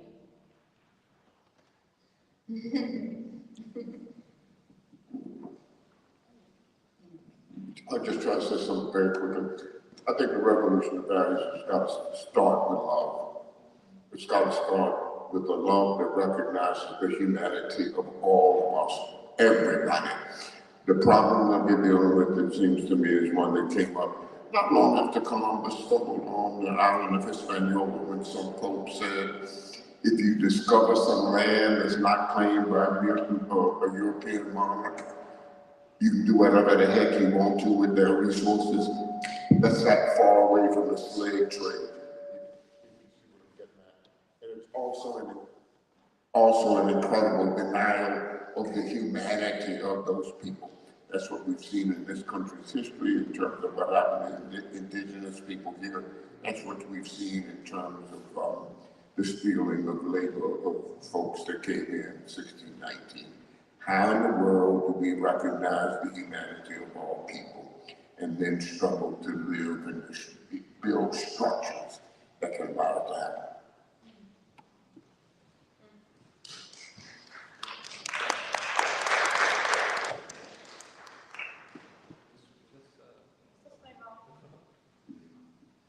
Yes, I would just like to say, of course, I think that the King is absolutely essential, and the King approach, as Emily put it, which is to turn to the people and not to rely on the two political parties or the politicians. In fact, they are only going to do anything if there is a mobilization of the people. And of course, this question of the revolution of values is very much tied with King as a theorist of revolution. And I think that what we, at least in the Saturday Free School, the conclusion that we have come to is that King represents the highest form of revolutionary theory and action that we have seen in this society. And of course, Baldwin is a very, very important interpreter and philosopher of that vision put forward by King. So it is absolutely essential to return to that. And I think that we are still grappling with the question that King posed towards the end of his life. Where do we go from here? Because of course what he was saying that we have to break the silence on Vietnam and go beyond Vietnam. But as he put it, remain true to our calling. And he said, in terms of our calling as sons of the living God. But I think essentially what he means is our moral calling. And I know we are short on time, but I would like to just say, can I just pose kind of a question to the other panelists? Maybe I think we have a Q&A, right? Maybe they can address. But I was provoked by some of the comments by my other colleagues here, and I think that what we are trying to do is, which is very important, is as this new peace movement is developing with these marches for Palestine, the various marches against the war in Ukraine and other things, we have to get into what kinds of theories are going to guide us towards the success of this movement, toward that revolution of values which King called for. It was very interesting that Sister Anissa, I think you had mentioned Audre Lorde, and some of the ways in which you see her being applied to our current situation. Of course, this is the year of Baldwin, and I don't know if you're familiar, but there's a very interesting Audre Lorde-Baldwin debate that gets into some of these understandings of, there was a discussion about manhood, about responsibility for oppression, and various things like that. And I mean, I think that's something that we are planning to get into in this year. But my question related to that is, well, as I tried to say earlier, there are some theories which have become very prominent in academia and which have also been picked up, of course, in activist circles. And in my view, I think that many theories have had served the purpose of kind of blunting the movements that have developed and holding us back, and not taking us to the position that King was at. And in my view, I think there is a distinction between the kinds of feminism present in the academy and the spirit of liberation, even of women's liberation that was coming out of the civil rights movement. And that is where I think it is important to consider what are the theories that are going to move us forward. And I think for us, at Saturday Free School, we are talking about King and Baldwin because we see them as theorists who are going to make a movement, not just a movement for a narrow cause, but a movement for the transformation of society and that revolution of values, which we all need. Because it's the question of where do we go from here, chaos or community, whether there will even be a community in the United States. So my question, and perhaps you may want to address it, or maybe the other panelists, how do we see, are all of these theories equivalent? Which theories are going to move us forward? And what is the vision ultimately that these movements have to have? that is basically what I had in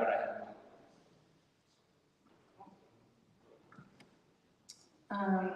Going on to some of Emma's questions, I'm struck. I'm wondering if we have, in fact, if the majority of people in community actually have undergone those revolution of values, and it's the power elites that are trying to hold in place an exploitative, undermining, as you said, counter-revolutionary life, spiritually dead, spiritual death. And I wonder if some of the work of our generation now is about adhering to the values that we have and having a revolution of strategy and organization. Because I agree with you that we all have been living and we are the recipients and inheritors of real counter-revolutionary action. And you know, in terms of McCarthyism, in terms of the forces of the last 40 years of neoliberalism that have really undermined the collective, that have really pushed us, or have really pushed people into kind of individualistic brand building activism, right? And undermined a coherent political line and got us out of the practice and experience of having organizational discipline.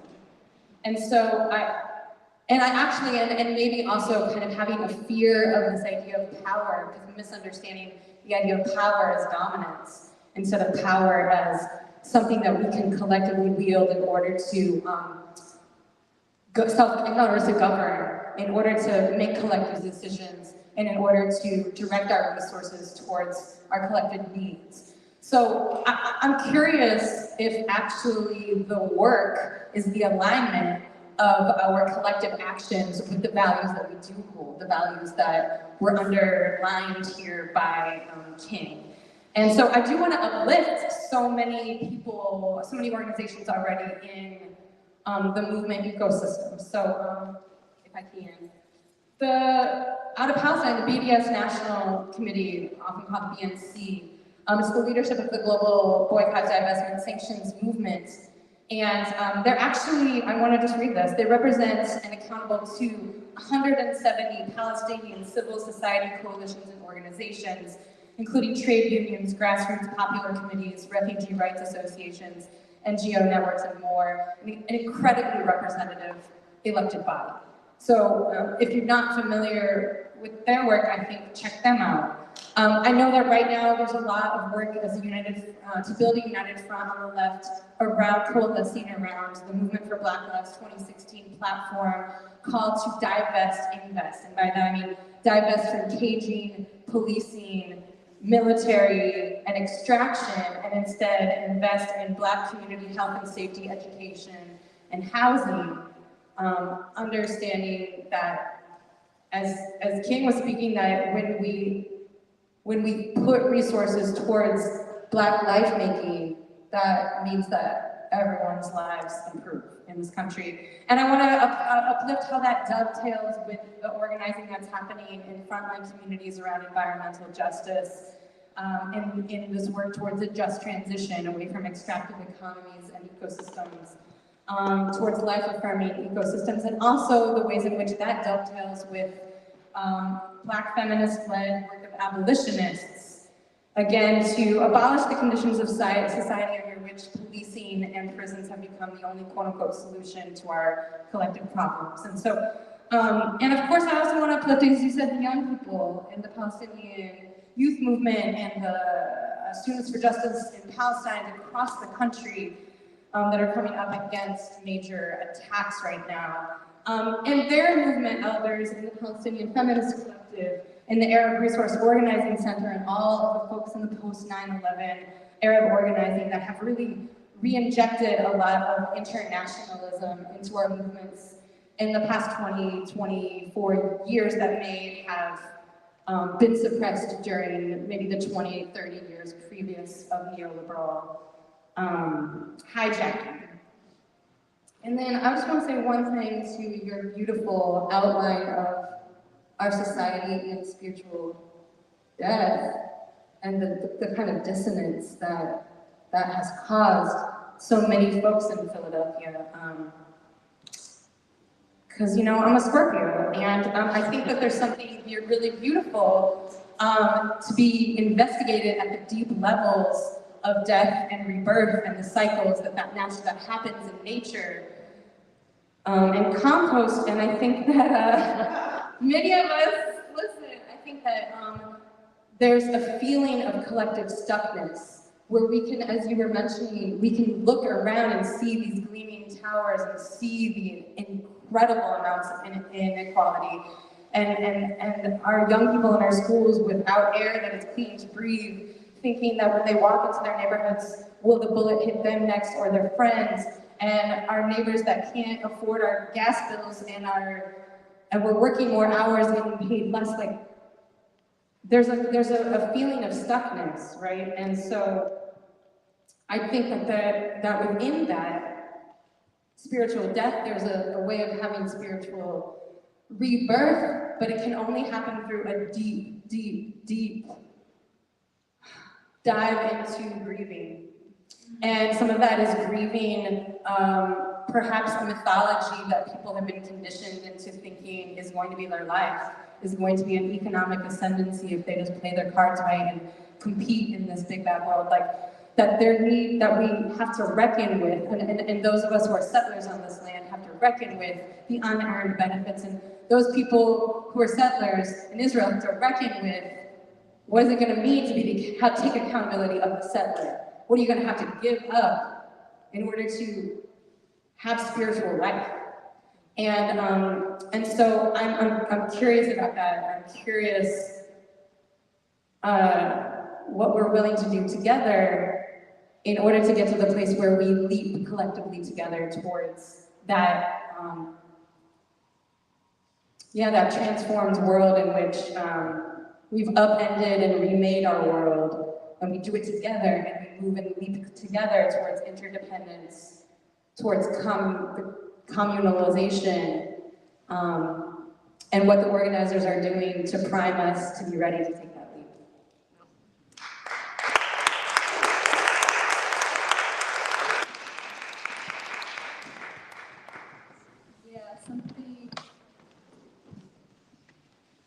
Something that I feel like the more I realize, the more I speak, the more I want to also lift up from the idea of the triple evils and militarism, racism, poverty, or just the way in which the society has been inflicting spiritual death in a way that is a result of this moral incoherence. Is also something that I think I also grappled with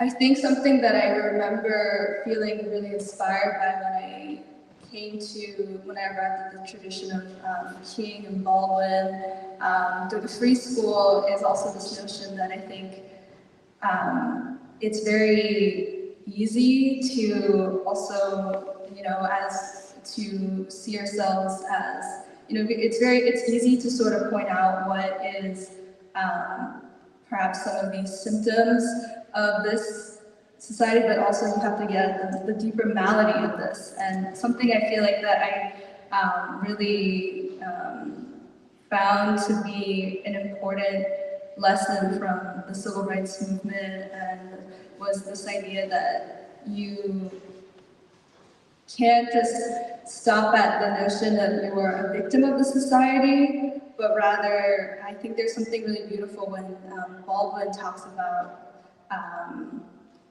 the fact, or when you look to the Black tradition, there's this notion that there's the blues. The blues is something that is this reckoning that suffering is an inevitable part of your experience. And if one thinks to, I think King has a speech where he actually outlines what it was like to be a slave, like day in, day out, you were toiling day in, day out, like you don't know when that promise of emancipation is going to come, but yet you still have children and you teach them this meaning of freedom and to always be striving towards it. And I think that that's something that I feel like is a spirit that activism and is in some ways sort of lacking, and I think that's not necessarily a fault of activists themselves, but there is a way in which we are guided towards like a sense of self-preservation, even in the way that we take up activism, but to also kind of go back to this idea of radical revolution of values. I do think that there's something really special about a time no better than today for a radical revolution of values, and this idea that we want to become a people who, embody these values and to become a new people. And that's something that I think that traditional avenues, I mean, that are more top down, that I thought about when I remember coming to the free school, I was like, okay, I've been educated in what democracy is that voting, is that participating in the Democratic Party, but really, I think what I've come to realize is that it's a very different look when you take up the idea of a people's democracy. And if you really think about it, like the real processes of democracy don't just really take place in a moment where you choose between two candidates, but really when people come together, people are coming together to be able to talk freely, and between people who might not agree on everything, but we share a country, we share a community, we have to therefore work out what we're doing about our future. And I feel like the civil rights movement is something that we have not yet fully studied as we've been talking about. It's a blind spot for so many young people today. I think that there is a reason why we want to look towards that tradition, to be able to see ourselves as people who take up governance into our own hands, to see ourselves as people who, instead of waiting for, or perhaps even crafting campaigns, asking for the Democratic Party to grant us this, or the Biden administration. I think it's a really important time to be able to find new avenues to talk to one another, and to realize that, like nonprofits aren't really, social media is not really a substitute for really getting to talk to one another. And that's why I think I'm rambling a little bit, but I'm pretty much also building towards this idea that, the free school is a very interesting experiment in what it means to have a democratic ideological forum for making room for these conversations, especially through the praxis of the year of James Baldwin, God's Revolutionary Voice, like the reading groups that Purva highlighted earlier, is sort of an example for us to be able to, meet people who we may never meet in any other situation, and bring together different segments of American society, and to be able to create those channels of dialogue and meet on not only, just all these different spaces that we've lifted up, the free library, bookstores, churches, but to also meet on a common moral basis of being able to read James Baldwin together. And it's that very same spirit that I think that we want to bring forward from the lessons, from the civil rights movement in the campaigns for literacy, not just being back then, of course, addressing questions around voter registration and making sure that, these ideas that in some ways, back then, there's a necessity to be able to educate Black folk who are living in rural areas that for generations and generations were not able to vote due to voter suppression or literacy. But it was actually more so, I think, not only a matter of meeting certain standards and ensuring the, sort of concrete manifestations of being able to vote, but also actually when you look at the photos that we've chosen for the exhibit, it's also a matter of looking and realizing there's something else happening when Northern college students decided to pause their education and meet these other members of their country that they would probably have never met either, and be able to have these dialogues and conversations and be able to work out something much deeper. And that's something that I think, more so than saying, I think today when the Democratic Party revives like the spirit of the civil rights movement for like voter registration drives or to mobilize people, there's something much deeper that I think that we have yet to fully understand. And I think that that's why I feel like there's something really unique about what we're doing in the Free School for the year of Baldwin, and to be able to, connect all these threads in such a momentous year, and be able to work things out in a way that I think really opens things up, rather than keeping these same channels or going back to what we have traditionally relied upon for this question of of movements. So that's what I would say.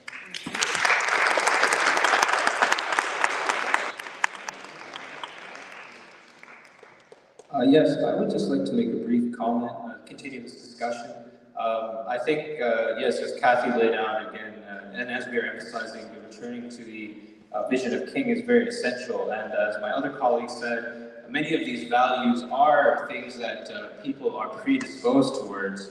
Of course, the value of revolutionary love is at the top of the list. But I think the challenge that we are faced with is that there is an active perpetuation of the false values, of the value of racism, the values of militarism, materialism, and perhaps new and deceiving forms are being perpetuated. And we have to engage in a great struggle against that, to clarify. And of course, I think King and Baldwin are some of our greatest weapons in that struggle. And to address this question, which Emily had posed about the way forward, and to make it very concrete, I think that we must say that right now, one huge question, one burning question, is the question of the Biden administration and the upcoming 2024 election. And I think that there are many organizations and many forms and activism and so on that has been going on. But this is the question that everyone has to choose a side. And in my view, and from what we've been discussing in the Saturday Free School, I don't think that we can equivocate that this, especially after this genocide, that the Biden administration must be defeated. That there is no two ways about it. I mean, there is no one can claim to be progressive at this point or to stand in the legacy of King, who is going to make any excuses for the Biden administration.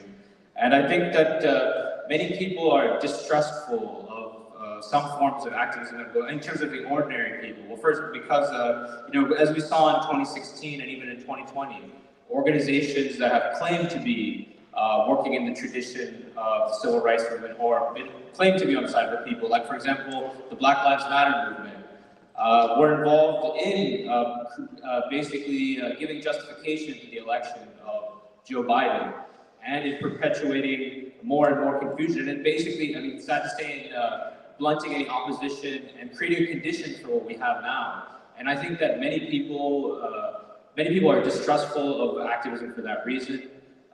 The young people are very distrustful of the theories they're being taught in universities, and are looking for something else, and know they've been sold a false bill of goods. And in particular, in terms of academic theories, I mean, I think, in my view at least, I do not think that there can be any equivocation of Baldwin and King with theories, academic queer theory, academic feminist theory, or settler colonialism. And I think that is something which we can discuss if anyone is interested, because I think that all of those theories were developed as compromises, as retreats at best, from where King was in 1967 or 1968, or the lonely, often struggle Baldwin was waging in the decades after.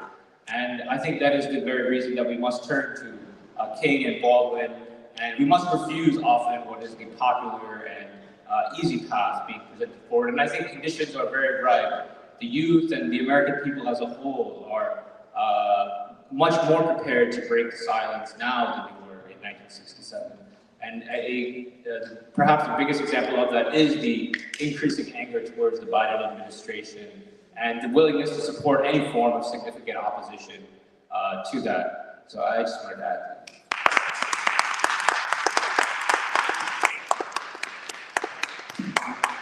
You guys are a hell of a lot smarter than I am. I really do think this stuff comes down to love.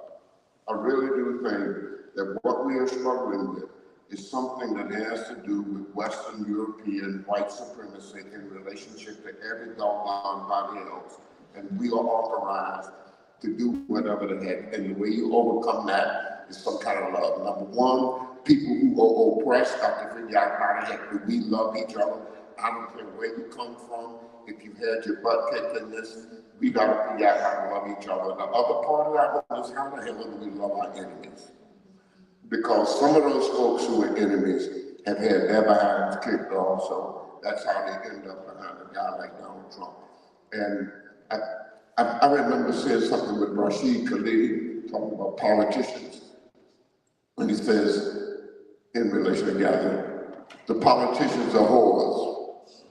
And then he comes back and he interrupts somebody and says, I just have to apologize to sex workers for what I just said. It's got to be based on some kind of love, and that, it seems to me, transforms the whole doggone ball game and the whole way in which we struggle with what theories are about and so forth. Because if we struggle with theories too much, if I don't understand the damn theories, I ain't interested in you. You understand where I'm coming from? It's got to be some kind of love in which we struggle to share with each other these complexities, as opposed to the mistake that the left has made within elitist assumptions about what we know, as opposed to every damn body else. That don't fly. That just don't fly. It does not build anything worth 2 cents. Yeah, I wanted to kind of connect a few, well, this is a really exciting conversation. I wanted to kind of connect a bunch of these threads because I do think it comes to the question of now. And then I do promise the audience we'll have a few minutes of Q&A. But I wanted to start with what you said, Reverend Miller, about how actually at the end of the day it comes down to love, which in some ways you could also, you naturally connected it to in some ways as an antithesis of Western European white supremacy, or a different way of saying it is you could say love, at least the way King said, love is not emotional bosh, love is something much more powerful, revolutionary love, is actually the antithesis or the opposite of white standards or Western standards or the American way of life, which all of us may not realize when you're born on this soil, or you're born in this paradigm, or you're born in this country, you're raised to both cherish and worship and live by a certain Western way of life, unless, in a lot of cases, at least in the history, I think, of this country, the tradition you were talking about, unless I think you were African American. I think there's something about being an oppressed person where you know there is such thing as a contradiction between the Western way of life, which says that we're built on freedom and democracy and justice, when you know from your personal existence every day that's not true. And I think the reason why I bring that up is because, okay, combining what other people have said, I think, a word, it might have been in Nissa, the word of unity came up. And I think the reason why I do think Beyond Vietnam and King in particular is not just such an important person in history, and not just an incredible man, but also I think because people do not take him seriously as a theoretician, a philosopher, a thinker, or even a revolutionary, someone who's combining both thinking differently and acting differently and choosing differently in your individual life. And I think in this moment, actually, it is the reason why I even put this panel together, I thought it was so important, was because I do think peace as a unifying principle is much deeper than just what, pacifists or people who talk about fa la la la la peace is. I think the way King talks about peace, which is so important philosophically or even in your individual life, is that peace puts you in contradiction puts you in, like, when you struggle for peace with other people, it inherently means that you, for example, when you look at Gaza, Gaza is not just a problem of Israel-Palestine, it is a problem of your own country. And it also makes you realize that, like, okay, even the presidential election, for example, people love to throw out the word democracy on one hand, fascism on the other hand. Well, I mean, this whole time, baby, we've been living in a fascist country. I mean, that's why we have the war in Gaza, no? And so every life lost in Gaza, you should feel that there's a chunk of you also dying, because it is your country. It is your country based on certain values that allows human life to be shed, children to die every day. Like in this, it said 33,000 lives. Bombs, and not even considering injuries. Where it is, and I think, and I'm basically trying to make the point that that's why when I bring up the question of the radical revolution of values, every person, I think we are seeing, like Jahan said, a crack. Like there's a crack where for the first time, I feel like there's a lot of movement of unhappy, discontented American people of many different sections of society who are saying, man, like there's a hypocrisy of democracy that actually perhaps that everything that I thought was true in this country, like both politically and thus how I built my identity as an American, or what I thought was an American, actually may not be true. And that creates an opening of what I think King calls a radical revolution of values, where like it both transforms not just foreign policy, it doesn't just transform how you see other people, a stranger in the street, but also changes the way you see yourself and what you want for yourself and what you want for your children who you may not even have yet. Because I mean, there's the question of why would you even want to have a child at this point in American society I saw there was a woman who worked for the U.S. State Department, I think. She was the second person who resigned, and she said, I had to resign because I thought to myself, what happens when my kid one day asks me what I did during the Great Gaza Genocide, and what am I supposed to tell her? Am I supposed to tell her I did the best I did because I did it? And I think that is a revolution of values. And I think I'm also saying that I think, like, I really agree with you, Reverend Miller, where love, I do not think people really know what love means. I'm not talking about boyfriend, girlfriend, like, hey, let's get together, love. Like, okay, cool, that's beautiful, great, go for it. But I'm talking about, like, capital L-O-V-E, like, it's only an unloved society that goes out into the world and kills people. And so the question becomes, like, what does love mean? What did King mean when he said love? Because there is something clearly happening there. We're based on the concept of love, which is linked with nonviolence, a great movement, like he said in his eulogy to James Reeb. He said, hopefully one day, history will remember the thousands upon thousands of nameless, faceless, anonymous young people who will never be remembered in a single history book because they are dangerous. And why are they dangerous? Because they threaten a society that for so long depended on Western standards to make certain people money, of course, but also was meant to kill life so that life would not continue in this loveless society. And I think it's up to us to, and I know I'm talking a lot as a moderator, but I am connecting what all of you are saying. I actually did like what you said, Jahan. You brought up theories, and whether you want to call it theories or philosophies, or even our understandings of history, like how we perceive history. Like, is history white, or is history determined by the barefoot oppressed peoples of the world who make music, and they make art, and they make life, and they make love? But it is important, I think, because people make jokes about it. People always like to make jokes about Generation Z, social media, TikTok. Y'all are on TikTok so much. But actually, there's actually a truth to it, which is that how did we come to a society where an individual, you're taught as a young child, that an individual is worth more than humanity? And I think there's some positives in individual pursuits, but how are we at a point if we're the best civilization in the world, richest, the best, we've done so much, like, how is it that we still have a society where, like, we have a problem where there's something basic that creates civilization, which is the human being. And somehow in this society, we've lost the human being along the way.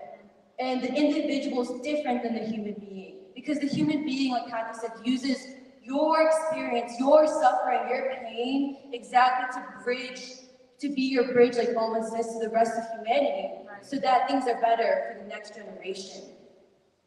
And so that actually we have so-called democracy, but how are we supposed to have democracy, whatever that means in this country, if, let's just say it's voting, when kids want to kill each other and also kids want to kill themselves. And how are we supposed to have democracy when, like, you know, you walk around Philadelphia and it doesn't matter if you're the homeless person or if you're an Ivy League student who also wants to end their life. You know what I mean? Like, how are we the most modern civilization if we don't even know how to protect the human being, nurture the human being? Like, that's a sign, like King says, is a civilization approaching collapse. Why? Because the category of the human being is completely gone, eroded, corrupted, poisoned. And yeah, I just wanted to bring up this stuff because I think that is the unifying principle, like you said. It's also it's a very important unifying principle of whatever movements that are unfolding today, because there are a lot of discontented people.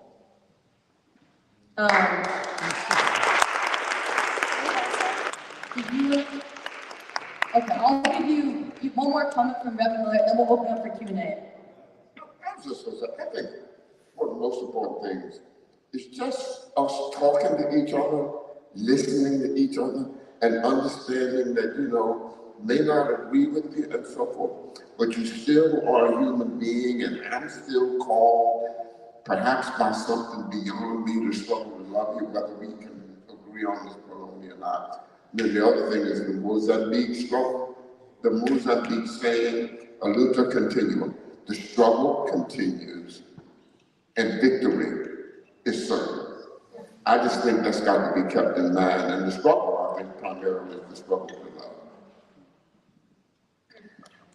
love. Okay, it's 8:45. What we're gonna do is, I think we'll do how about 1 or 2 questions. We'll do answers, and then we'll let you know that there is a second day of the student event where you can continue the conversation, and that's Saturday. So the Q&A microphone is over to my right, which is your left. So we do invite you to help continue the conversation and ask any questions.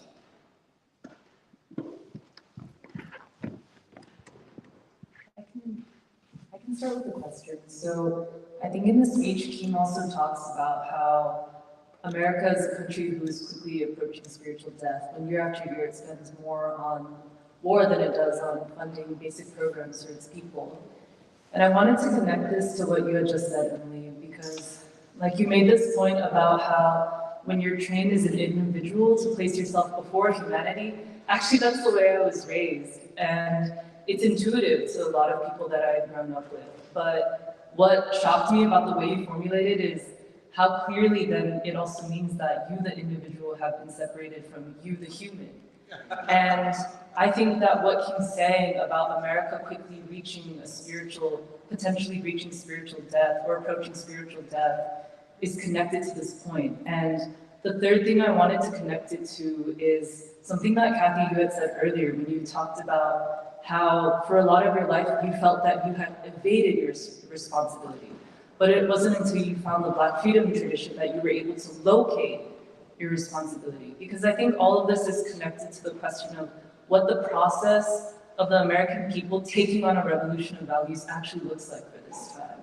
And that's something I wanted to ask if the panelists could like basically speculate or develop a little bit more in terms of just what that price will actually be, like how this bondage or this restoration of the human, which is also the moral, which is to become like the revolution of values, will actually take place.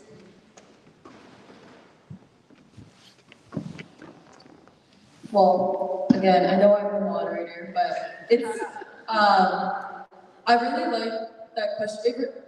The way I also relate it in Kings Beyond Vietnam is, I think it's actually pretty important the way that, like, I think you referenced this, Jahan, in your opening remarks, but the way that King says there is such thing as a world revolution happening. Like, for example, the anti-colonial movements, the darker peoples of the world fighting against colonialism by Western nations, European nations. And like King basically says that America actually has a chance of joining the world revolution. And it's not because of the people, of basically European descendants, it's because there is an African-American people who have maintained a certain human struggle to not just let society like die because of white supremacy. And like again, I don't know you guys answer, but the one thing I wanted to relate to, because this is the year of James Baldwin, is there's also James Baldwin, he was talking to Berkeley students in 1974, where Baldwin has this interesting thing where he says, in so-called third world countries, I've noticed that they have something that I think America has lost, and they have held on to it out of necessity, which is love. And he said, and the other way he says, he was like, maybe some people would call it a common social goal, but I would call it love. And I think it's third world countries, or you could even say the ancient civilizations of the world, societies of darker people that have held on to something that America as a whole has not yet learned the value of.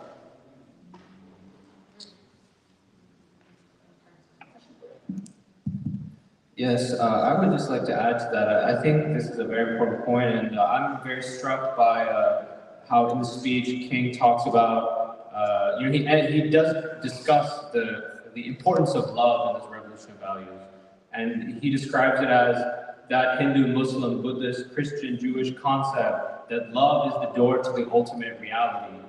And I think that this really is why King is the greatest revolutionary theorist in the society, because he understood what many radical thinkers did not, and in many ways, for various reasons, they were limited in understanding this point.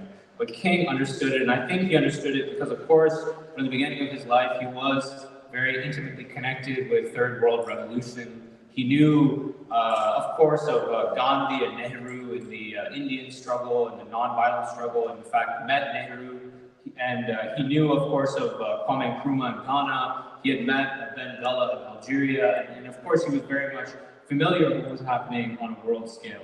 And of course, coming from the Black church and in these various struggles in the South, he saw that love play out. That was what was motivating people. And I'm very struck that I think this concept that love is the ultimate door, is the door to the ultimate reality. This is an inheritance of all people. Because of course we've survived as a human species for 200,000 or so years, because we have understood, the importance of the children, and that love is what creates the next generation that we are prepared to sacrifice. As Michelle was saying, that in this society, with losing its revolutionary spirit and going into this ruin, even family life and the role of the children is completely being lost as we lose this natural understanding. And King putting that at the center of the question of revolution was very significant. And it was very much in line with what was happening all over the world. These barefoot and naked people struggling, many of them were illiterate, but they understood the importance of love as the door to the ultimate reality, something that people with PhDs may not understand. And that's what he saw in India, in Ghana, Algeria, what we see today in Palestine. Of course, what happened in the civil rights movement, those who were prepared to sacrifice, like the martyrs that Emily talked about at the beginning, and King himself and many other people. And I think even today, when I look at Palestine, first of all, I see they've only survived these inhuman conditions because they must have love at the center of the society. I don't know a whole lot about the society, but I think it's safe to say that is true. And I can see that they believe they have a future. They believe they are prepared to sacrifice. And in many ways, they're calling us, because I'm worried about the future of our society. If we don't have that spirit, then what will happen? I mean, like King said, we will be like the bones of dead civilizations. And so very much love and revolutionary understanding of love is at the center of this. Can I just put a word into music? Yeah. One, I decided to marry my white dancing to Otis Redding and singing tribal tunes. That ain't a lie, that's the truth. to, Martin apparently used to call Mahalia Jackson when stuff, you know, it hit the fan for him, and just that sort of sing for me over the phone. And then you think about Sam Cooke. I know a change is gonna come. You follow me? That's what got me, and probably a whole lot of folks my age, you know, going to these little places to get arrested so you can go to some little jail. You don't know how long you're gonna be there. But you sang the song, you know where I'm coming from. That whole thing of what that music is about, that whole thing of, you know, John Coltrane and Love Supreme, I just think that's what helps keep the love going. It reminds you, that's what the heavenly call to. And it's priceless, that's all. Look, I'm getting old, I got to go.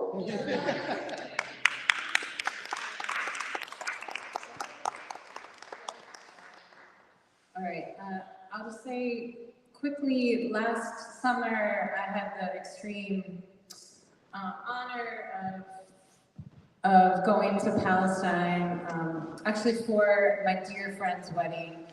And I will say that traveling through what we call 48, which others might call Israel, I was like, this is the most aggressive culture I've ever seen in my life.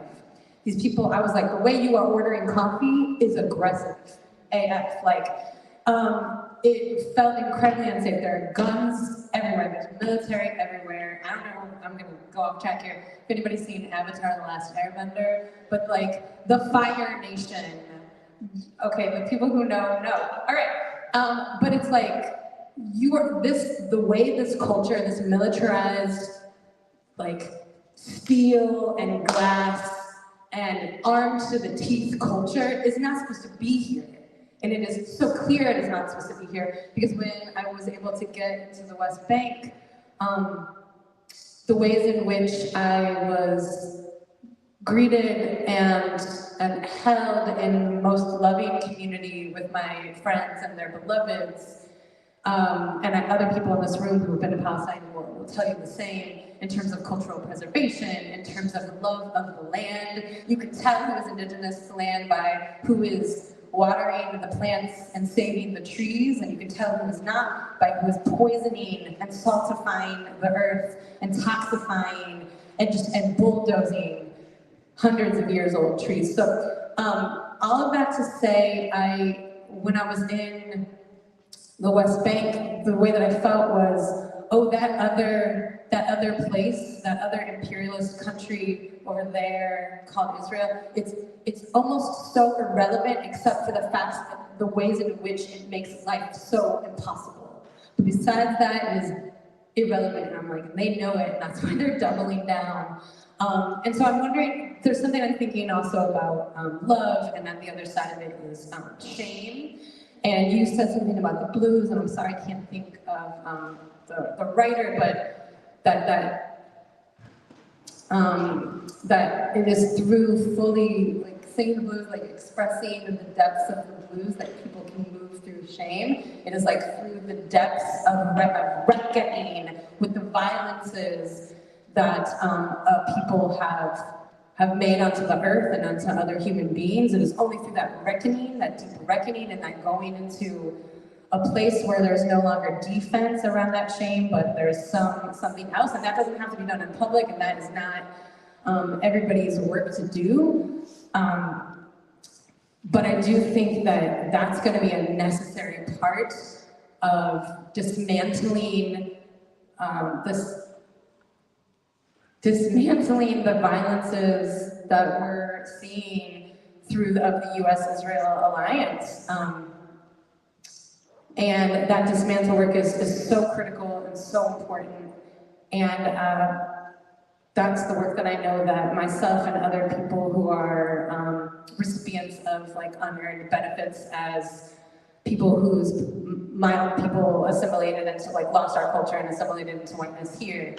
That is the work that we must do, while there's so many other folks who will do the building work to repatriate land and to build towards kinds of collective infrastructures of care and governance on this land. Thank you.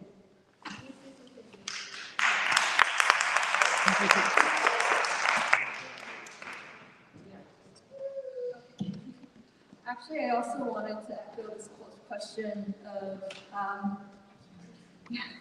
I just want to lift up very briefly something that Reverend and I mentioned about culture and that being a lifeline to this tradition and the spirit of love in a time when there is so much lovelessness. I just wanted to say one of the lines I thought a lot about from King's speech is also connected to this idea around I think he talks about we must go from a thing-oriented society to a people-centered society, and I feel like that applies very much to the culture and music that we also listen to, and I feel like there is something to be said about, when we talked about a crisis of Western values, of like Western ideas, whiteness, like it is, you can kind of trace like, that idea of exalting like the individual, but sacrificing that sense of the human, like directly the reason why we like sped quicker and quicker and quicker towards like such a materialistic like society. And there are ways in which you can see that in like the culmination of the art and culture we see today. And but instead, like that's not the only inheritance we have in this country. Like John Coltrane, Love Supreme, that idea that like, I also really like that King had quoted from Langston Hughes, like that black bard of Harlem, and I just think that there's something really special when I came to the free school and started listening. I listened much more to even R&B, like people like Marvin Gaye, who also in many ways, like those people who, these musicians who at the height of King's, movement also infuse that spirit into an album as beautiful as like What's Going On, like Marvin Gaye reflecting that pain and brokenness in his brother who had come back from Vietnam, and to be able to, and people still sample it, people still go back to it. It's almost as if we have not yet fully appreciated what that music has done for all of us. And so I just wanted to leave that there. Okay, how many questions do you have? One? Oh, let's do one more question. Well, yes, go for it. One more question. Okay. I wanted to highlight something that Johan said. Emily also brought up, which I thought was very important, this idea that not all theories and movements are equivalent, and also to highlight the fact that the Black freedom movement was revolutionary and King was revolutionary because they passed the litmus test of winning the people. And in the way that Baldwin writes about King, for instance, he says it took all of the people's insistence for him to take up the stage of world history. But once he was there, his struggle became inseparable from the people. And I feel like this should really be the litmus test through which we judge movement and organizing in today's world as well. Because I know a lot of young people, starting from almost always starting from very good intentions, enter activism, but what ends up happening is they get completely cut off from the people, get into the habit of thinking that they have everything to teach and nothing to learn from the masses. And I work at the University of Pennsylvania, so I'm completely convinced that academia and elite universities are grooming grounds for activists, young activists, and for some of the political theories like Jahan was mentioning, which have this sort of anti-people thrust. And yeah, it ends up in this really, it gets young people in this really demoralizing place where in a city like Philadelphia, they can have no organic or honest relationship with Black Philadelphia, with this tradition that Reverend Miller was talking about and represents, what King represents, no relationship to King. And I often wonder, is it possible, for instance, for us to imagine that we can mobilize for a free Palestine without the involvement of the Black and working poor. And, if there's going to be an American left, can they continue to, exist as an entity without winning back the people? So one of the questions, well, this was more of a comment, but the question I'm really trying to ask is, how do we recapture that revolutionary spirit of the Black freedom movement, which went to the masses and was produced, it came from the masses, and that is what gave it that quality and power, which King calls a new spirit rising, which we must let our inner beings be guided by, or we basically sleep through a revolution, because I would like to believe that we are in a revolutionary movement.